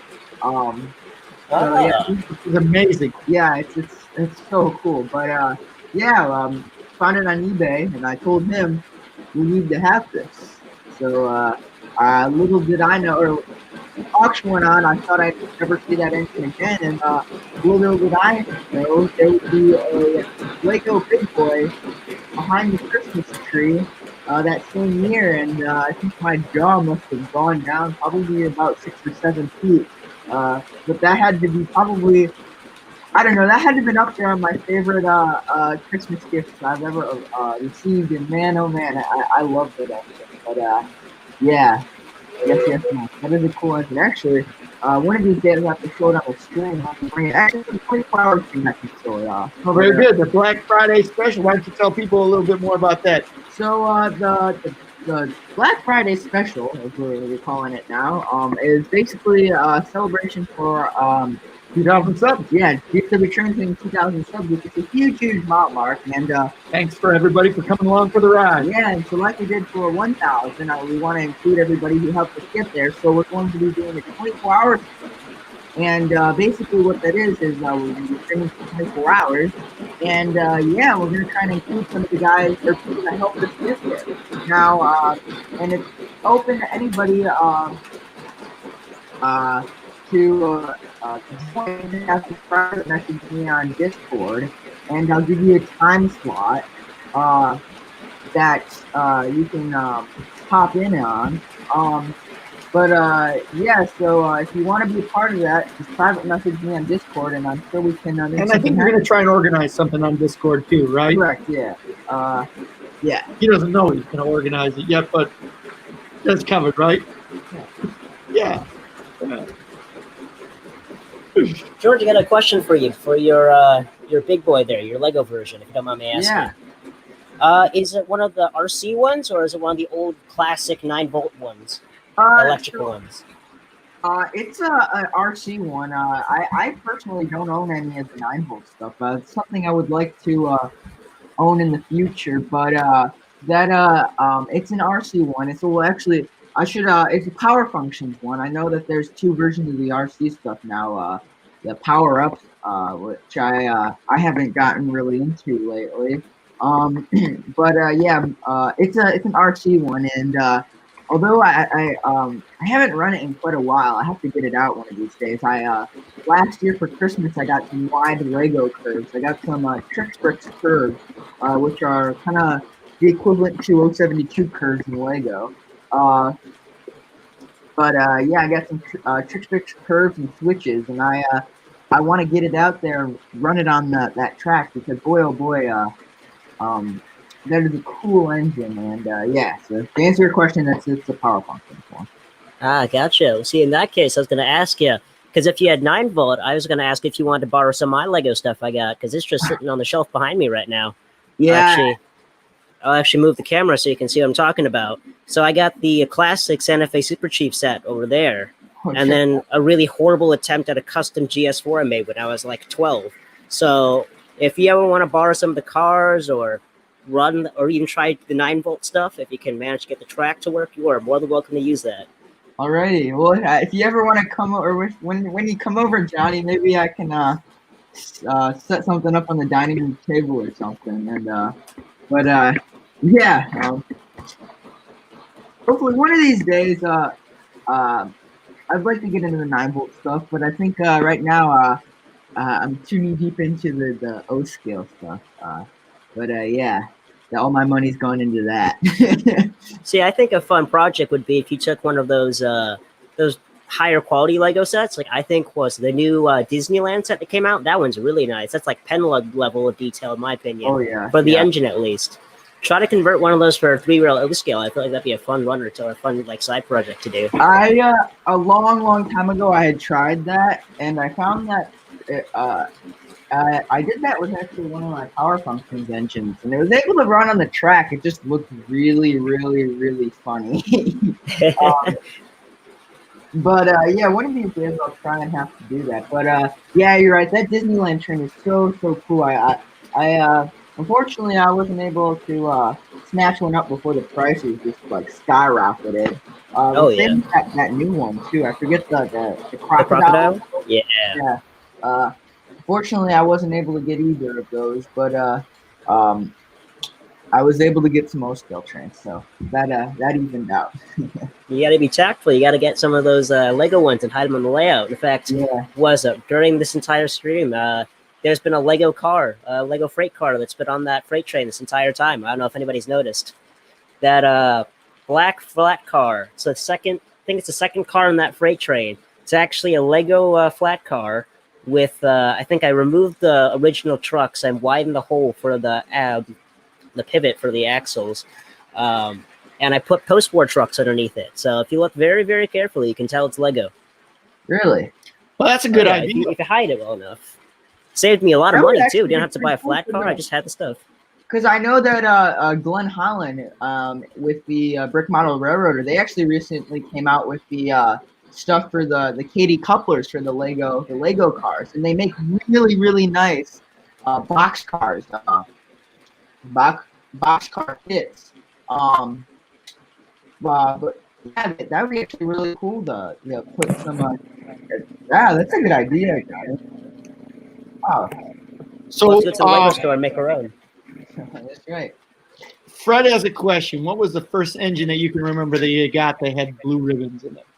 Blue ribbons? To pull it out. I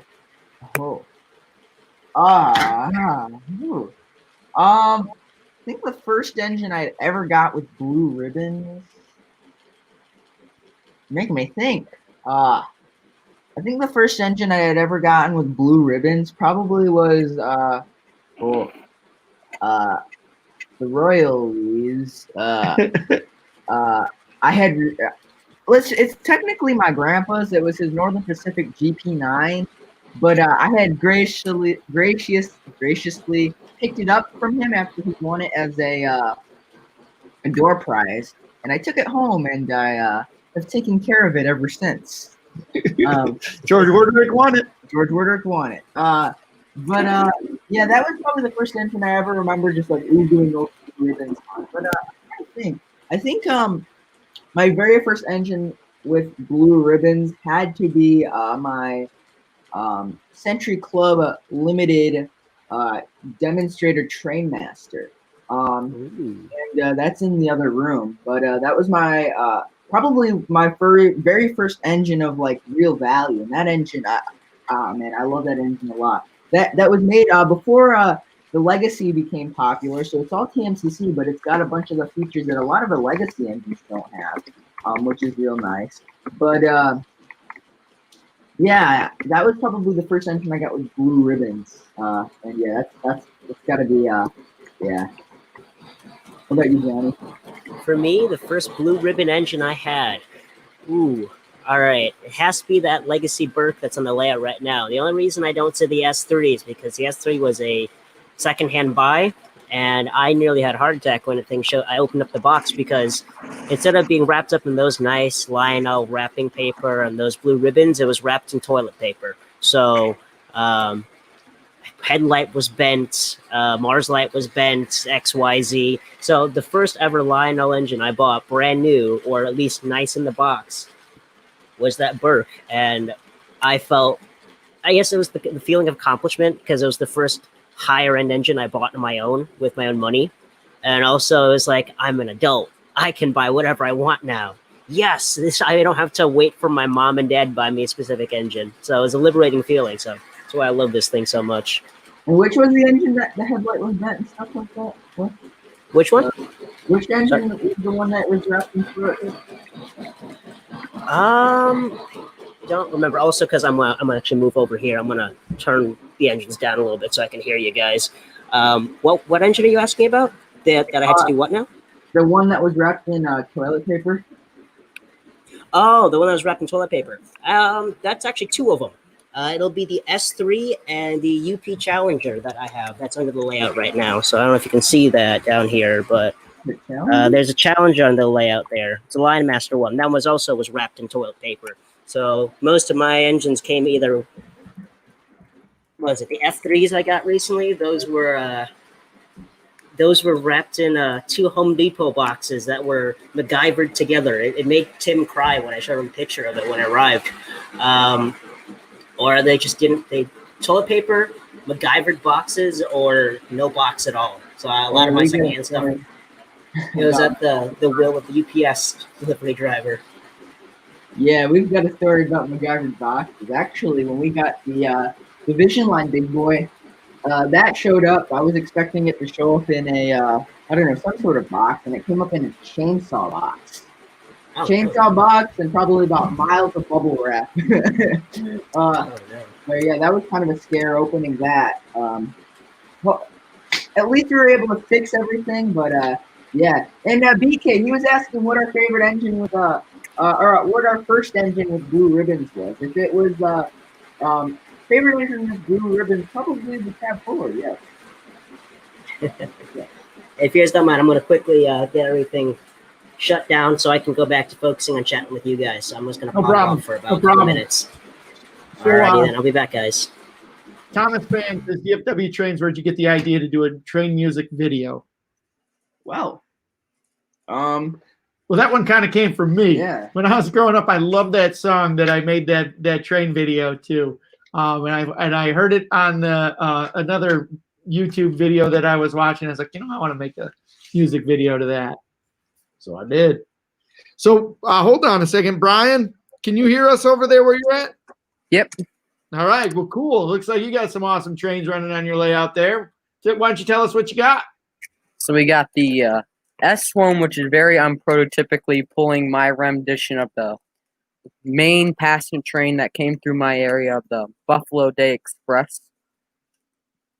And I have my 1361 sitting next to me, and I might swap that out if someone wants. But then on the inside, we got my pride and glory, my Legacy M1 coal train, which is based off another train that would come through my area, bringing coal out of the coal fields to bring them to my hometown yard, where they'd be taken to a bigger place where they'd be taken out on the Broadway lines. well, that's cool. So you have to tell me how those cars that you got with that M1. One of them is a coal car with a depleting car load. Is that right? No, you mean the black one in the center? Yeah. Tell me about that one. I got to step away for a moment, but please talk. That came with the set. It's just like the other. It's just painted up in a Berwyn paint scheme instead of the regular Pennsylvania Railroad paint scheme. Oh, well, that's cool. And so I'm guessing that's got like the little rubber, like coal load. Yeah, it's got one of those. That's really cool. That's really neat. That's really neat. Do you, if you had a choice, would you keep it in that paint scheme, or would you bring it to Pensie's paint scheme? Honestly, I like to keep it Berwyn. It doesn't make it all Penzie. As much as I do like my Penzi, it sometimes gets a little annoying when it's just all Penzi. Yeah, I agree with that. Sometimes it does look kind of strange. Although sometimes it looks real cool if you have a long strand of cars that are like all the same. But I don't know. Sometimes it just looks too realistic or like too or it might. I mean, you might be using all like scale cars, but it just looks like Yeah. doesn't look real. That's like most of the time with my big freight train I usually have out. There's Reading, Nickel Plate Road. I don't know what else I have in there, but it's just loads of railroads that I like, steam air related. Yeah. I definitely have to agree with that. And Tim's just now complaining. He goes, "LOL, I saw Johnny's when he first saw Johnny's F3s, they looked firsthand," and he was literally like, "What the?" Yeah, I'm pretty sure. I'm not sure. Johnny. Oh wait, hold on. Yeah, he's in the. All right, gotcha. I'll bring him back up. So as we're waiting here, George, Kind Cake was asking, or Kind Cake 1523 is asking if this was a 24-hour stream. So when's the 24-hour stream? So the 24-hour stream is Black Friday. Friday after Thanksgiving. Yeah, correct. And starting it at 10 a.m. Central. Correct. Yeah. But yeah, that's when the 24-hour stream is. This is just a regular Friday stream. Fast Friday, baby. Although we have had so much good conversation, we haven't done any train racing. That's all right. I don't want to see George cry this week. It'll be okay. So, all right, were those your Santa Fe F3s you had there, Johnny? Oh yeah, Tim was literally questioning every single facet of them when I brought them into Chicagoland. They are slightly tinted yellow instead of being silver because the last owner was a smoker. And they smoked with their trains, not using their trains. And also the paint job is a bit speckled and dirty here and there. You can't really make it out on camera, but it has seen better days. If you'd seen the box that it arrived in, you would be impressed that it came in one piece. Really?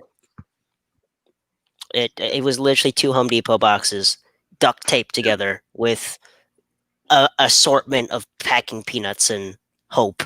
I think instead of bubble wrap surrounding the engine, the guy had wrapped, I think, bags around it, like shopping bags around it, and took UPS boxes, cut them up to make individual, like, mini boxes to keep each engine in. It was just the most MacGyver packaging I've ever had the misfortune of seeing. It made it here safe, so I can't really say much, but still, it's just like, man, you're gonna send me 3 like couple $100 models and that? Nah, don't do that to me.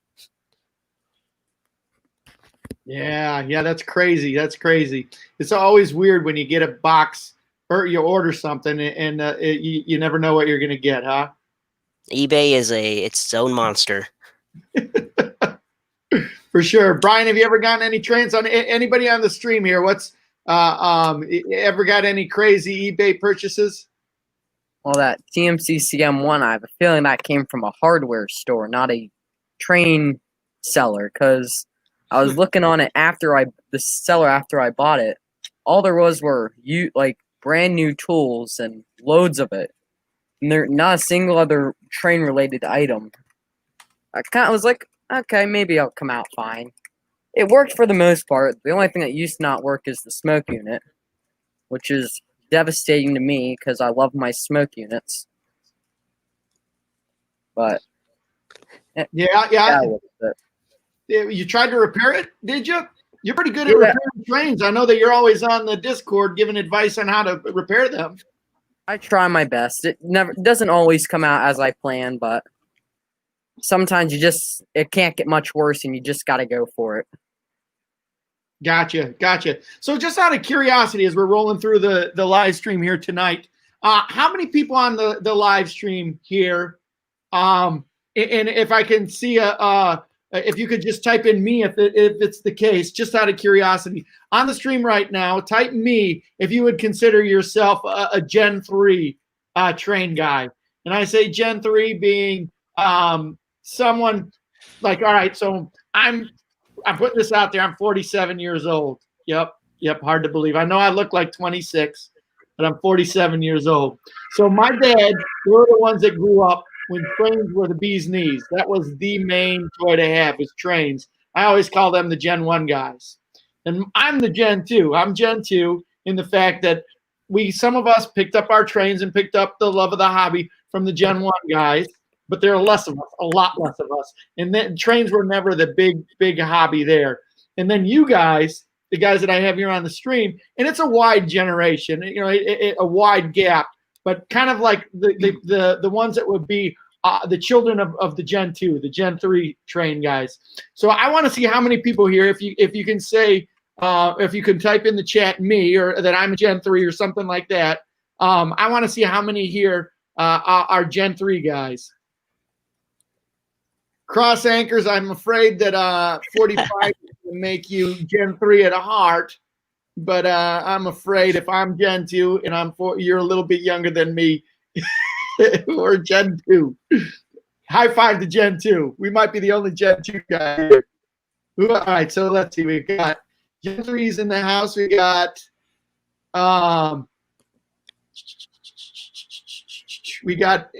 Johnny, of course. We got Ben's, James Trains, Ben's Trains, Tim's Trains, Thomas Fan 1522, Isaiah Hawkins, James Trains. Let's see here. Randall says I'm only 11 years older than him. Age, man.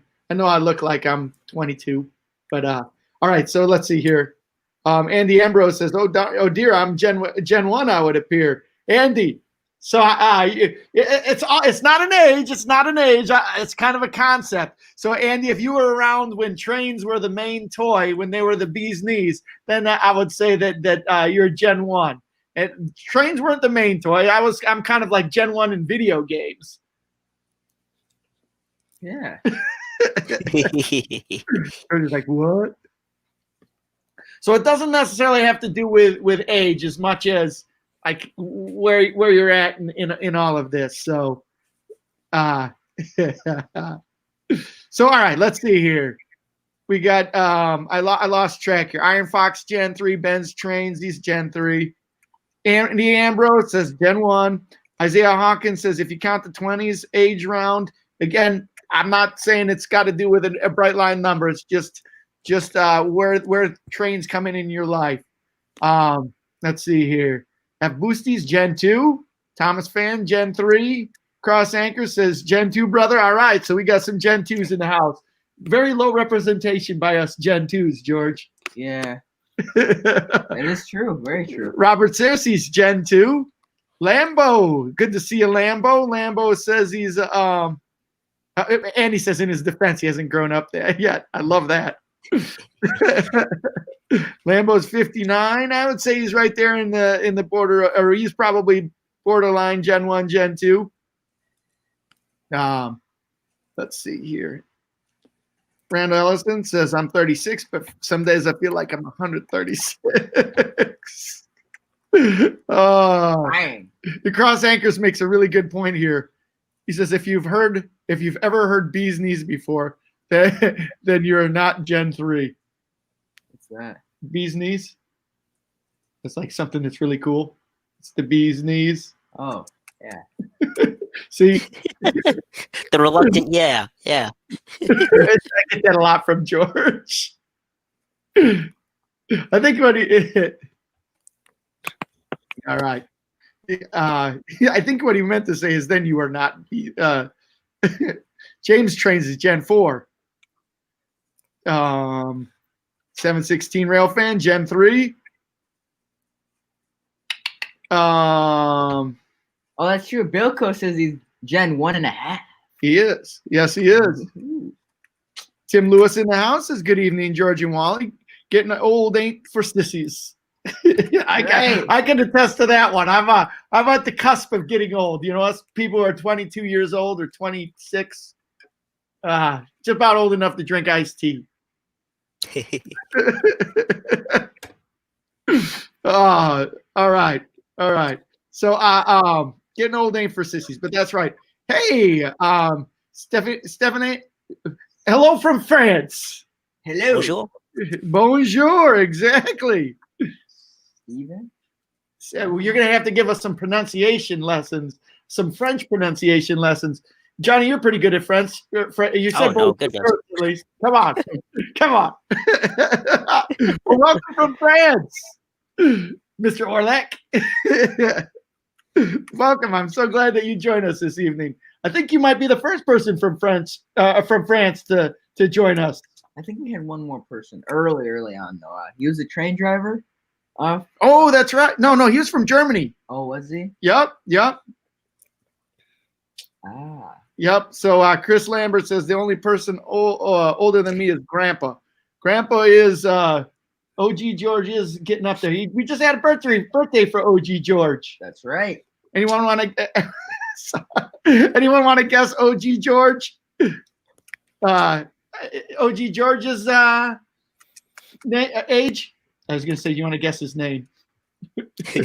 All right. Oh. I'm gonna go with a Wally, just because he named his son Wally. All right. So how Grandpa was born 1943. 77. Quick pass. Yep. There we go. Grandpa's got it. Grandpa G is 77. Oh, kind cake, 84. He's not gonna like that one. Yeah. 67. Right on. So hey, Or 70. Brian. Yep. So your signals you got there on your layout. Tell me about those. Those are well, the one that you see is an MTH Rail King signal bridge that I don't even know when I got that. I've had that for as long as I can remember, before I probably even knew what signals were for. But now that I'm a Penzi nut galore, it makes complete sense to me what it is, and I find them perfect for what I want, just signals that represent the Penzi. So that's pretty much all they are. Cool. And they're MTH, huh? Yeah. And actually, Stephen Orlak, if that's how I'm gonna say it. Actually, we can go back to Stefan. If you're an OG guy, you'll know. But Stephen is asking, what do you think about the MTH closure? Now, me personally, I think it's a real shame that they're closing, just because they were kind of a big kind of, I would like to say almost savior for the hobby in many ways, just because when they started making trains, Lionel was producing the same thing over and over and over, mainly like F3s, for example. But that when they started making trains, they were making a lot of stuff. Lionel, excuse me, they hadn't have made before, and it caused Lionel to get out of the ditch that they were digging and Step up their game a little bit. yeah, step up their game. And of course, they might not have had the greatest of moments together, but they pushed each other. They pushed each other to where we are today. Right, Brian. What do you think about MTH closing?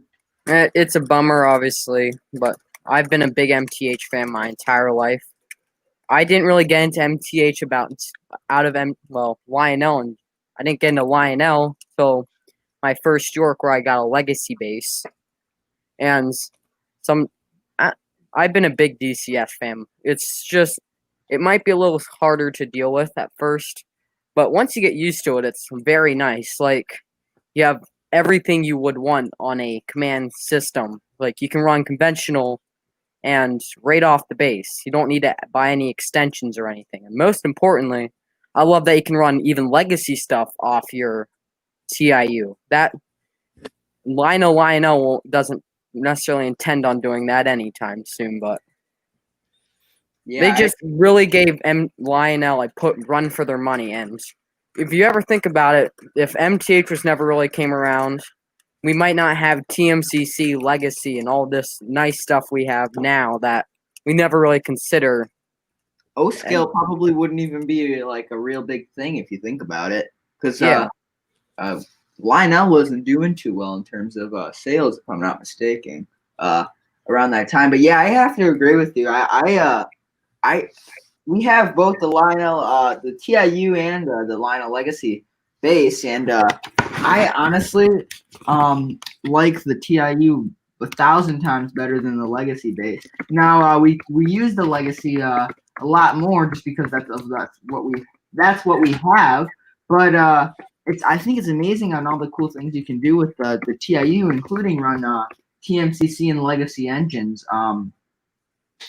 But yeah, hopefully in the future we'll be able to use that more as we get more and more MTH engines. But for now, I'm very happy with what it's done for us, and yeah.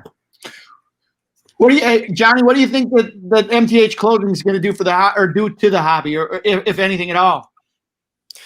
Honestly, it is quite a shame that MTH is either closing or changing ownership. But of course, I'm going to try to be optimistic in how things are going to go. I love MTH. I think it's going to be a real shame. It's going to hit the hobby pretty hard in terms of the starter sets. I think Burnsy's in the same category as me. Is that his first starter set was an MTH one, and for someone getting into the hobby, having proto sounds from the get go, having quality engines, even if they're still in the Rail King line, having those freight sound announcements, passenger station announcements, they really add a lot to the play value, and I think we don't really appreciate that. And as new entries to the hobby sometimes, and I've loved MTH. I've always had good experience with them. When I was a young kid, I remember I would do something weird whistle bell combination on my engines and have them be in this weird mode where I have to call up MTH customer service, and they even though I was like maybe like 8 at the time, they still treated me with the same respect they would a full grown adult.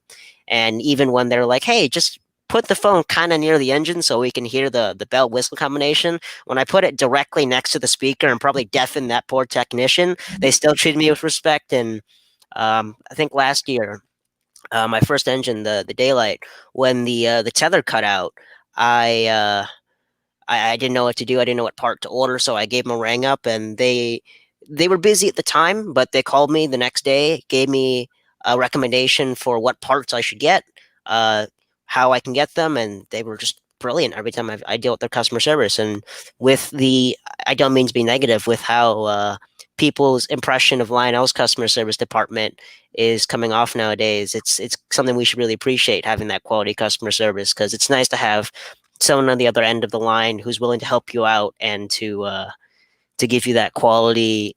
I care about you and I care about the product, and I hope that's something that we get in the future, and that whomever Mike Wolf passes the torch to, or however the company decides to go, that we keep in mind the lessons that MTH taught us, know that things aren't necessarily at the end, and it's like a phoenix, something could rise from the ashes.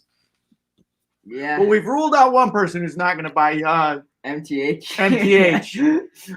That would be Grandpa George. He's not buying MTH. So anyone else who wasn't thinking about buying it, you can rule out George Woodrick Sr. I think George is still trying to, GFW Trains is still trying to scrape up some cash to be a venture capitalist in the O-gauge model train industry. Tim, buy it. Come on, Tim, buy MTH. Yeah, I'll work for you, Tim. Oh no, he's going to pay us pennies, peanuts, if anything. Yeah. No, he'll pay us in trains. Straight off the assembly line.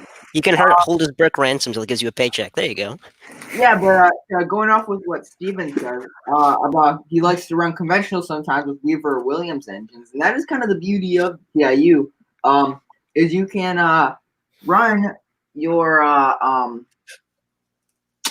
your conventional engines using the TIU remote, and I know that's a really cool option that Lionel doesn't offer if you without spending $150 for the TPC and everything to go with it. Yeah, I mean, not to bash Lionel or anything, their system does work really well in the circumstance, or pretty much any circumstances. For example, a Christmas layout that goes around your house with 5 different types of tracks. Never really had a problem with that, but again, the TIU works really well, and yeah, yes. Did you guys ever use the Power Master Bridge and all that such? Because I remember I bought one, but I never even got the chance to use it when I had mine. I bought it, and I kid you not, it's still hiding under the layout. I haven't even hooked it up because what's the point at that point? I'll just go full command and just buy the TIU later. Yeah, we have a Power Master. I think we have two of them. Yep, we ran it upstairs. Yeah, we ran it upstairs for the longest time. We ran it actually downstairs on my the layout we had before this for a long time. But once we got the TIU, we kind of that's been hiding in the workshop. But yeah, we got one of those, and they work really nice. And actually, Bilko was kind enough to give us a TPC for us to use on the high track layout, and that's where we have it right now. So yeah. Gotcha. Cool. So, Bernsey, is this the first train layout that you've had? No, I think this is like my third or so. Well, this is my second permanent setup that I've had. All right. And what was your first one? My first one was a rather simple 8x8 that took up half the basement. Was perfect for me at the time. I had 3 engines, and my parents probably thought I wasn't going to stay in it for much longer because it's just probably what they thought, and they were dead wrong. And by the time we were moving out of that old house, I think I had bins in the next to the layout that were full of engines and cars. Underneath the table, engines and cars. The couch, engines and cars. Engines and cars everywhere.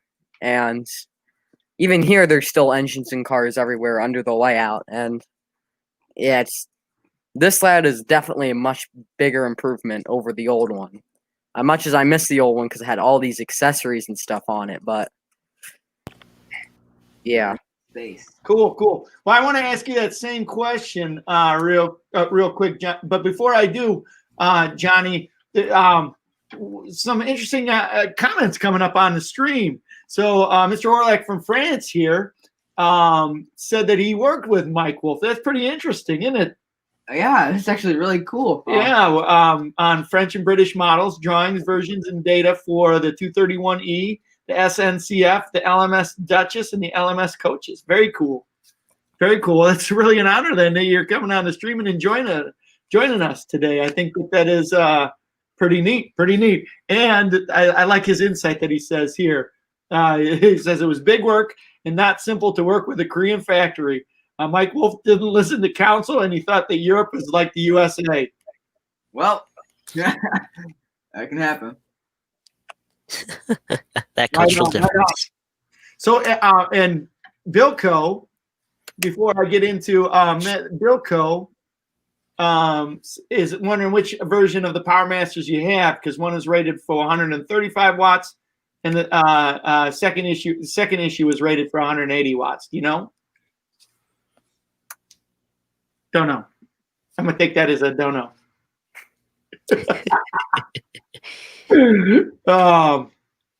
So Robert Cersei says MTH has done a disservice by coming out with new models when they are closing their doors. Will there be customer support and parts available? They say that there will be, at least for a short period of time. Yeah, hopefully that'll last for as long as it can. But I think that with them closing and their production coming to an end, I think that customer service and the extra parts that they have is going to be coming. I think that's going to. Well, they're going to do it for a little while. Yes, but correct, obviously, but if they're closing their doors, yeah. If they're not making trains anymore, they're not going to be making parts for certain engines. So I think that it'll be interesting how that goes. But yeah, we're gonna enjoy the last couple of months with MTH and say our farewells. So Mystic Southern Railway, good to have you here. Thanks for joining us. So Nicholas Schnee is asking about some more information about the 24-hour stream, George. So the 24-hour stream. First off, tell them what it's about, people that have just showed up. So the 24-hour stream is basically it's a stream that we're going to be doing as a 2,000 subscriber special, kind of to thank everybody for subscribing and making this huge milestone achievable. And basically, what it is that we're going to be streaming for 24 hours on Black Friday. We're going to be starting at 10 a.m. Central Time, and going to 10 a.m. Central Time the next day. Now, like we did for our 1,000 subscriber special, we're going to be trying to include you guys in the stream. And what I'm going to do is, I know that you posted on something. If you want to be on the 24-hour stream, just email trainbuzz@gmail.com, or you can private message me on Discord as well, and we'll create a list with everybody. We're going to try and get people in on the stream at different times, and have some nice conversations. People can come in and show off their trains, show off what they've got, kind of like what we're doing right here, right now, where you have a little chat. Tell us about yourself. Tell us about your views on the hobby. Tell us whether you like the Pennsylvania Railroad or not. Burns, do you like the Pennsylvania Railroad? Just a little. Okay, just checking. What do you think of the UP? That's the greatest road of all time. We all know that. Or as I like to call it, the UPay. You pay. There's always been this thing I saw once on the stream. It was, I can't spell stupid without putting UP in it. So That's pretty good. That's pretty good. He wants to know if I made you cry, George. No, you haven't made me cry. Oh, wait, hold on. Stay here, humanity. I'll be back. Heath, stay on. George has got something he's been working really hard on. the indoor weathering. Indoor weathering here. Indoor weathering. So, Johnny, tell us about your layout iterations. So, how many layouts have you made before you came to this layout version that you got here? Oh boy. Let's see. The first real, I think, 2, 3, 4, maybe. Yeah. So the first real layout I had was, of course, a floor layout, and that was one that took up basically, I think it was at least, I'd say 10 by 12 feet floor layout. There's G scale outer loop, O scale inner loop, HO inside the O scale. That was there for a good, I'd say, about 4 to 5 years, and then we got this foam padding for the floor, so that had to all get ripped up, and then we moved on to I got the benchwork for the layout. I had my around the rim of the table with 036 curves, and I had that layout. I had that basic 036 oval that only took up half the layout, and I got sick of that, and then eventually I came over to this one, which is the one that's kind of come and stayed at this point, because it's the one that allows me to run the big scale line of legacy engines that I've learned to love and owe money to. Very good, very good. So, George, all right, let's I'll get this camera going here. George wants to show this off. George, why don't you talk a little bit about this? There are a lot of people that haven't followed your journey into the N-Gage realm of things.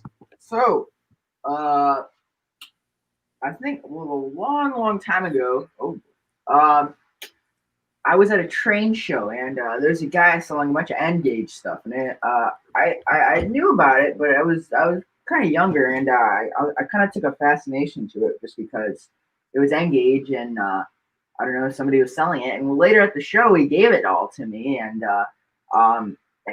it was some engines and some cars, and unfortunately none of the engines worked. So and I bought a loop of Cadle, a Unitrack, their snap track that they made. Well, I had that stuff, and I kind of just put it to the side because none of it worked, and I couldn't figure out how to fix it. Well, about probably for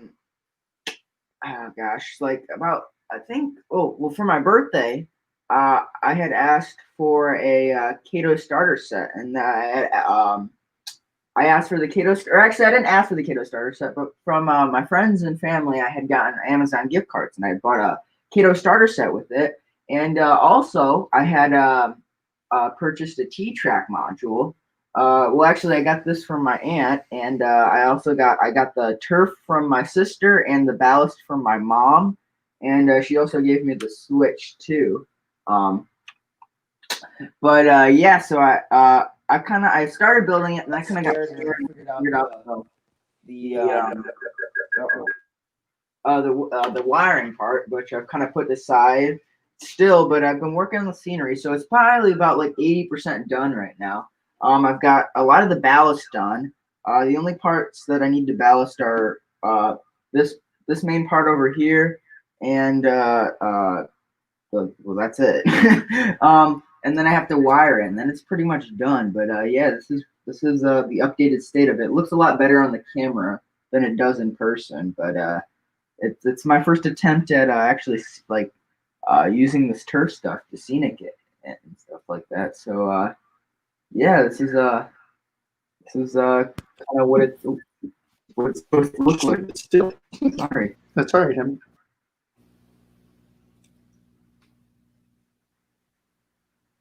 You can talk. Oh, okay. Yeah, that's all I got. All right. Looks awesome though. Like doing scenery and stuff on that scale is a bit difficult, Oh yeah, especially with when you're messing with the turf stuff for the first time. I've had a real Because when hard I did my layout, I definitely struggled. It's gonna be interesting for me. I'm kind of, I don't know if I'm excited or terrified about it. Yeah. So do you have turf on yours, Johnny? Pardon? Do you So I have- didn't quite catch that. What do you have for your grass on yours? Oh, it's what was it? Basic Woodland Scenics turf stuff. It's actually just right here because I'm sitting at my my workbench. This is ballast. That's not what I covered my layout with. It's basically Woodland Scenics fine turf. I've used basically all of it at this point, and I try to mix a different variety of blends and hues just so it comes off as a little bit more realistic, because unless you have that one neighbor who obsesses over their lawn, no one's grass is just one color. So I try to add that in, add some what is it called? It's called blended turf as well. I like putting that on because it adds a little bit more texture, so it isn't just that one fine grainy powder. It gives it different bumps and curves in it. But something I've been wanting to get into is after watching, I don't know if you've seen him, Luke Towan. He's an Australian YouTuber who specializes in super realistic scenery in HO. But he's got me into wanting to try static grass, so that's something I'll have to snag from Chicagoland and try once I bought enough switches to finish the track plan. Yeah. So all right, you're back, George. I am. So I got a lot of people liking your work, but my camera work wasn't good. I should have made that screen big. Oh. Ah. Hey man. Oh, and you can only see half my face right now, which is probably an improvement for the stream. Probably an improvement for the stream. Well, we've been on for quite some time, Brian and Johnny. I understand. I've been having a lot of fun, just kind of rolling along here. You guys want to move on, do some other things. Thanks for joining us. If you want to stick around, keep talking trains. I'm loving it, having a good time. But I appreciate you guys being on here tonight. That's good to have you. I thank everybody who's coming on and supporting our channel, supporting our little nook of the hobby here. We're having a good time. So, and for the reason we have these guys on, just to kind of loop the conversation back around, is the Discord server. Why don't you talk a little bit about that, George? So the Discord server is basically a chance for everybody in the community to kind of get together and talk through the internet. No matter where you are, you can communicate with people all from across the country. But yeah, it's really cool, and it's something that the link to it is in our description. But yeah, it's basically a chance for everybody to get together and talk, and we have a good time. And yeah. And Johnny, why don't you speak to this? Something that's kind of driven by the next gen railroaders, right? Oh yeah, definitely. It's a Discord server that definitely is very open and very accepting of regardless of what your age. We do have mostly younger members of the community. We also have some of the more let's put it Gen 1 members as well, a couple of those in there, and Gen 2 members, and everyone there works together. And we are kind of in the middle of a little bit of a restructure. Actually, once I get off the stream tonight, I'll probably be implementing a bunch of new suggestions and changes that we've worked together as a community and we discussed last night that we'd like to see implemented to the server. So I'll be doing a bunch of quote unquote tech work to try to implement some new channels, new rules and such to make sure that everything runs smoothly. And so George and Wally can focus on having Fast Friday going and not have to worry about the nitty gritty technical stuff. So come on down. We love meeting new people. New people join every single day, and it's a great way to get your voice heard because it's kind of hard to go online and get on forums. OGR is a great resource, but if you hate posting things and get a lot of anxiety from that, go in Discord. So many young members there that we respond to you immediately. If you have a question about wiring, about engine maintenance, yada yada, or just want to show off, you get feedback immediately, and no one judges you for anything. It's such a great community. So, and Ben, do you want to speak to a little bit about kind of what's driving the Discord? What brings people to the Discord? Silence. You talking to me, I imagine? Brian. There we go. Brian. Well, I think what really drives it is just people wanting to be together as a giant population of model railroaders. That's how I see it personally. I mean, it's kind of I created my YouTube channel because it's fun having trains, but it's boring not being able to share it with anyone.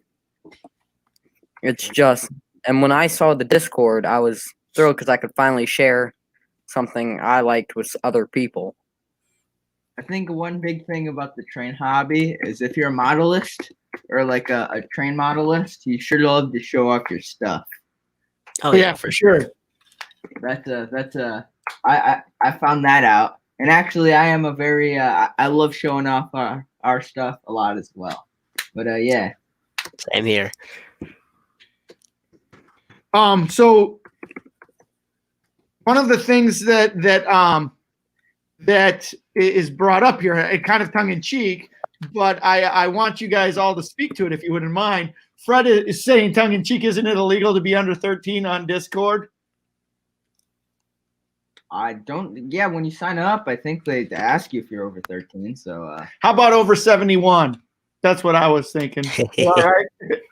No, we got people on the Discord of all different ages, right, guys? Yeah, correct. Yeah. Mm-hmm. So yeah, and actually that's kind of the beauty of it is everybody's able to connect through Discord, and that's real nice. Family friendly too. For the most part, it's very family friendly. We try to watch out for the younger folks as well, and I know some parents are kind of hesitant to let their kids get on Discord because it's just random strangers, but we do our best to make sure everyone's incorporated as well. Yeah, Sid's Trains, welcome to the stream. Hold on. Sid, good to see you. Ooh, George has got to warm up the trains, get out that whistle. There we go. There we go. But yeah. I know we try our best to keep everything family friendly. Although you can't monitor what everybody types, you can certainly just I lost my train of thought. So, and the Discord, that's one of the reasons why I really like it. Why we wanted to do it is kind of just give a voice and a forum to people around the country. It's one of the cool things about the stay-at-home, isn't it, guys? Mm-hmm. Oh yeah. Yeah, and actually, the stay-at-home has allowed us, I know, and I'm assuming a lot of other people to work on their train layouts because. Boy, oh boy, I think that if the stay-at-home didn't happen, we probably would still have 2 loops of track, just 2 loops of track on our layout. Right. And this has allowed us to do a lot more on our layout, which is cool. Yep. I think so. I think with good. No, I'm sorry, didn't mean to cut you off, Johnny. What you got? Just to quickly add in another thing that I think is really cool is when you are an outsider to the community, as in you don't have any connections. Of course, YouTube is your way to kind of see how everyone else is doing. And one of the things I thought was super cool is it's one thing to watch these YouTubers and see how their stuff is going and comment, and it's really cool and they heart your comment or they pin your comment or like your comment. But one of the great things that I've noticed with with the main line on GFW trains and with crossed anchors as well. A lot of those big names that I looked up to in the hobby. A lot of them are in these discords, and it's kind of that way to kind of meet your quote unquote model railroader celebrity. It's yet to connect. Like it was cool watching Wally and George for the first time on YouTube, but I wanted to be able to connect and befriend them, which I've managed to do over these past couple weeks and months.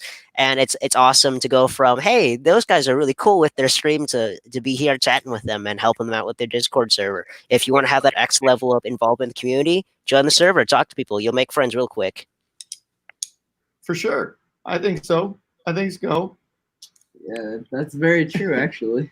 But yeah. And I mean, if you're not a part of the Discord, please consider joining. We have a great time, and we do a lot of voice calls. We did one last night. It was pretty fun, and yeah. For sure. Right on. Well, we're pushing 2 hours and 15 minutes. George, how you feeling? Getting a little tired? Yes. Getting worn out? I see Johnny's starting to get a little bit worn out. And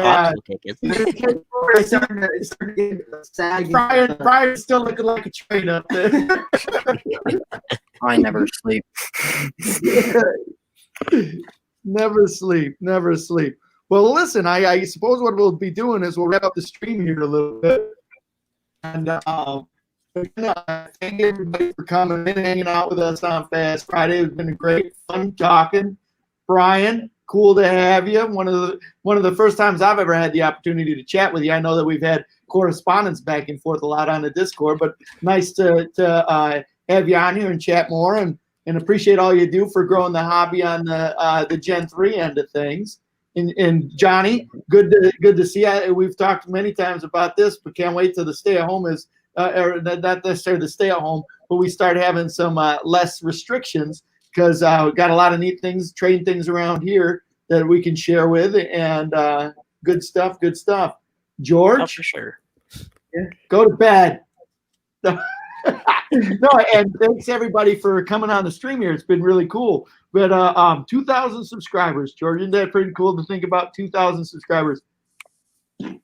Yep. And thank every one of you guys for coming here and being a part of it and making this hobby so much fun for not only us, but everybody that's on here. We've got a really cool corner of YouTube here with our hobby and with this. And guys, please support each other and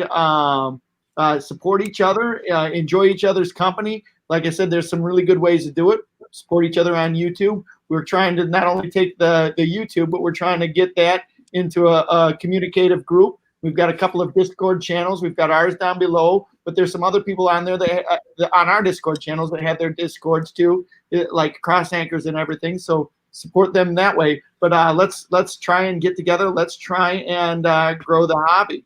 So I guess I'm sad to say we didn't do any train racing today on Fast Friday, which is a bad thing. But the really cool thing is I think that we spent a lot of time bringing the train community together here a little bit more, and let's keep her growing. What do you say, guys? Yep. Oh, yeah, for sure. 100%. 100%. All right. So with that, those are my famous last words. You got any famous last words, George? See you around the roundhouse. Don't let the caboose hit you on the way out. You got any words, guys? Any words of wisdom? Burnsy, you want to go first? No scale or no scale. I love it. How about you, Johnny? Close us out, bud. Thanks you guys for having us on. Thank you for being such awesome friends, and make sure your money doesn't go into witness protection like mine does. All right, guys. Well, thank you, everybody. Thanks for joining us this evening, and we'll see you around the roundhouse. Don't let the caboose hit you on the way out, right, George? Boom, turkey. No. Turkey, all right, we don't turkey, we bash. Boom. All right, guys. We'll see you. Thanks a lot. Have a great evening and a great weekend. See you next Friday. And make sure you write down 10 a.m. Central, Friday, Black Friday. That's a 24-hour stream. We'll see you then. Take it easy, everybody. See ya. Bye-bye.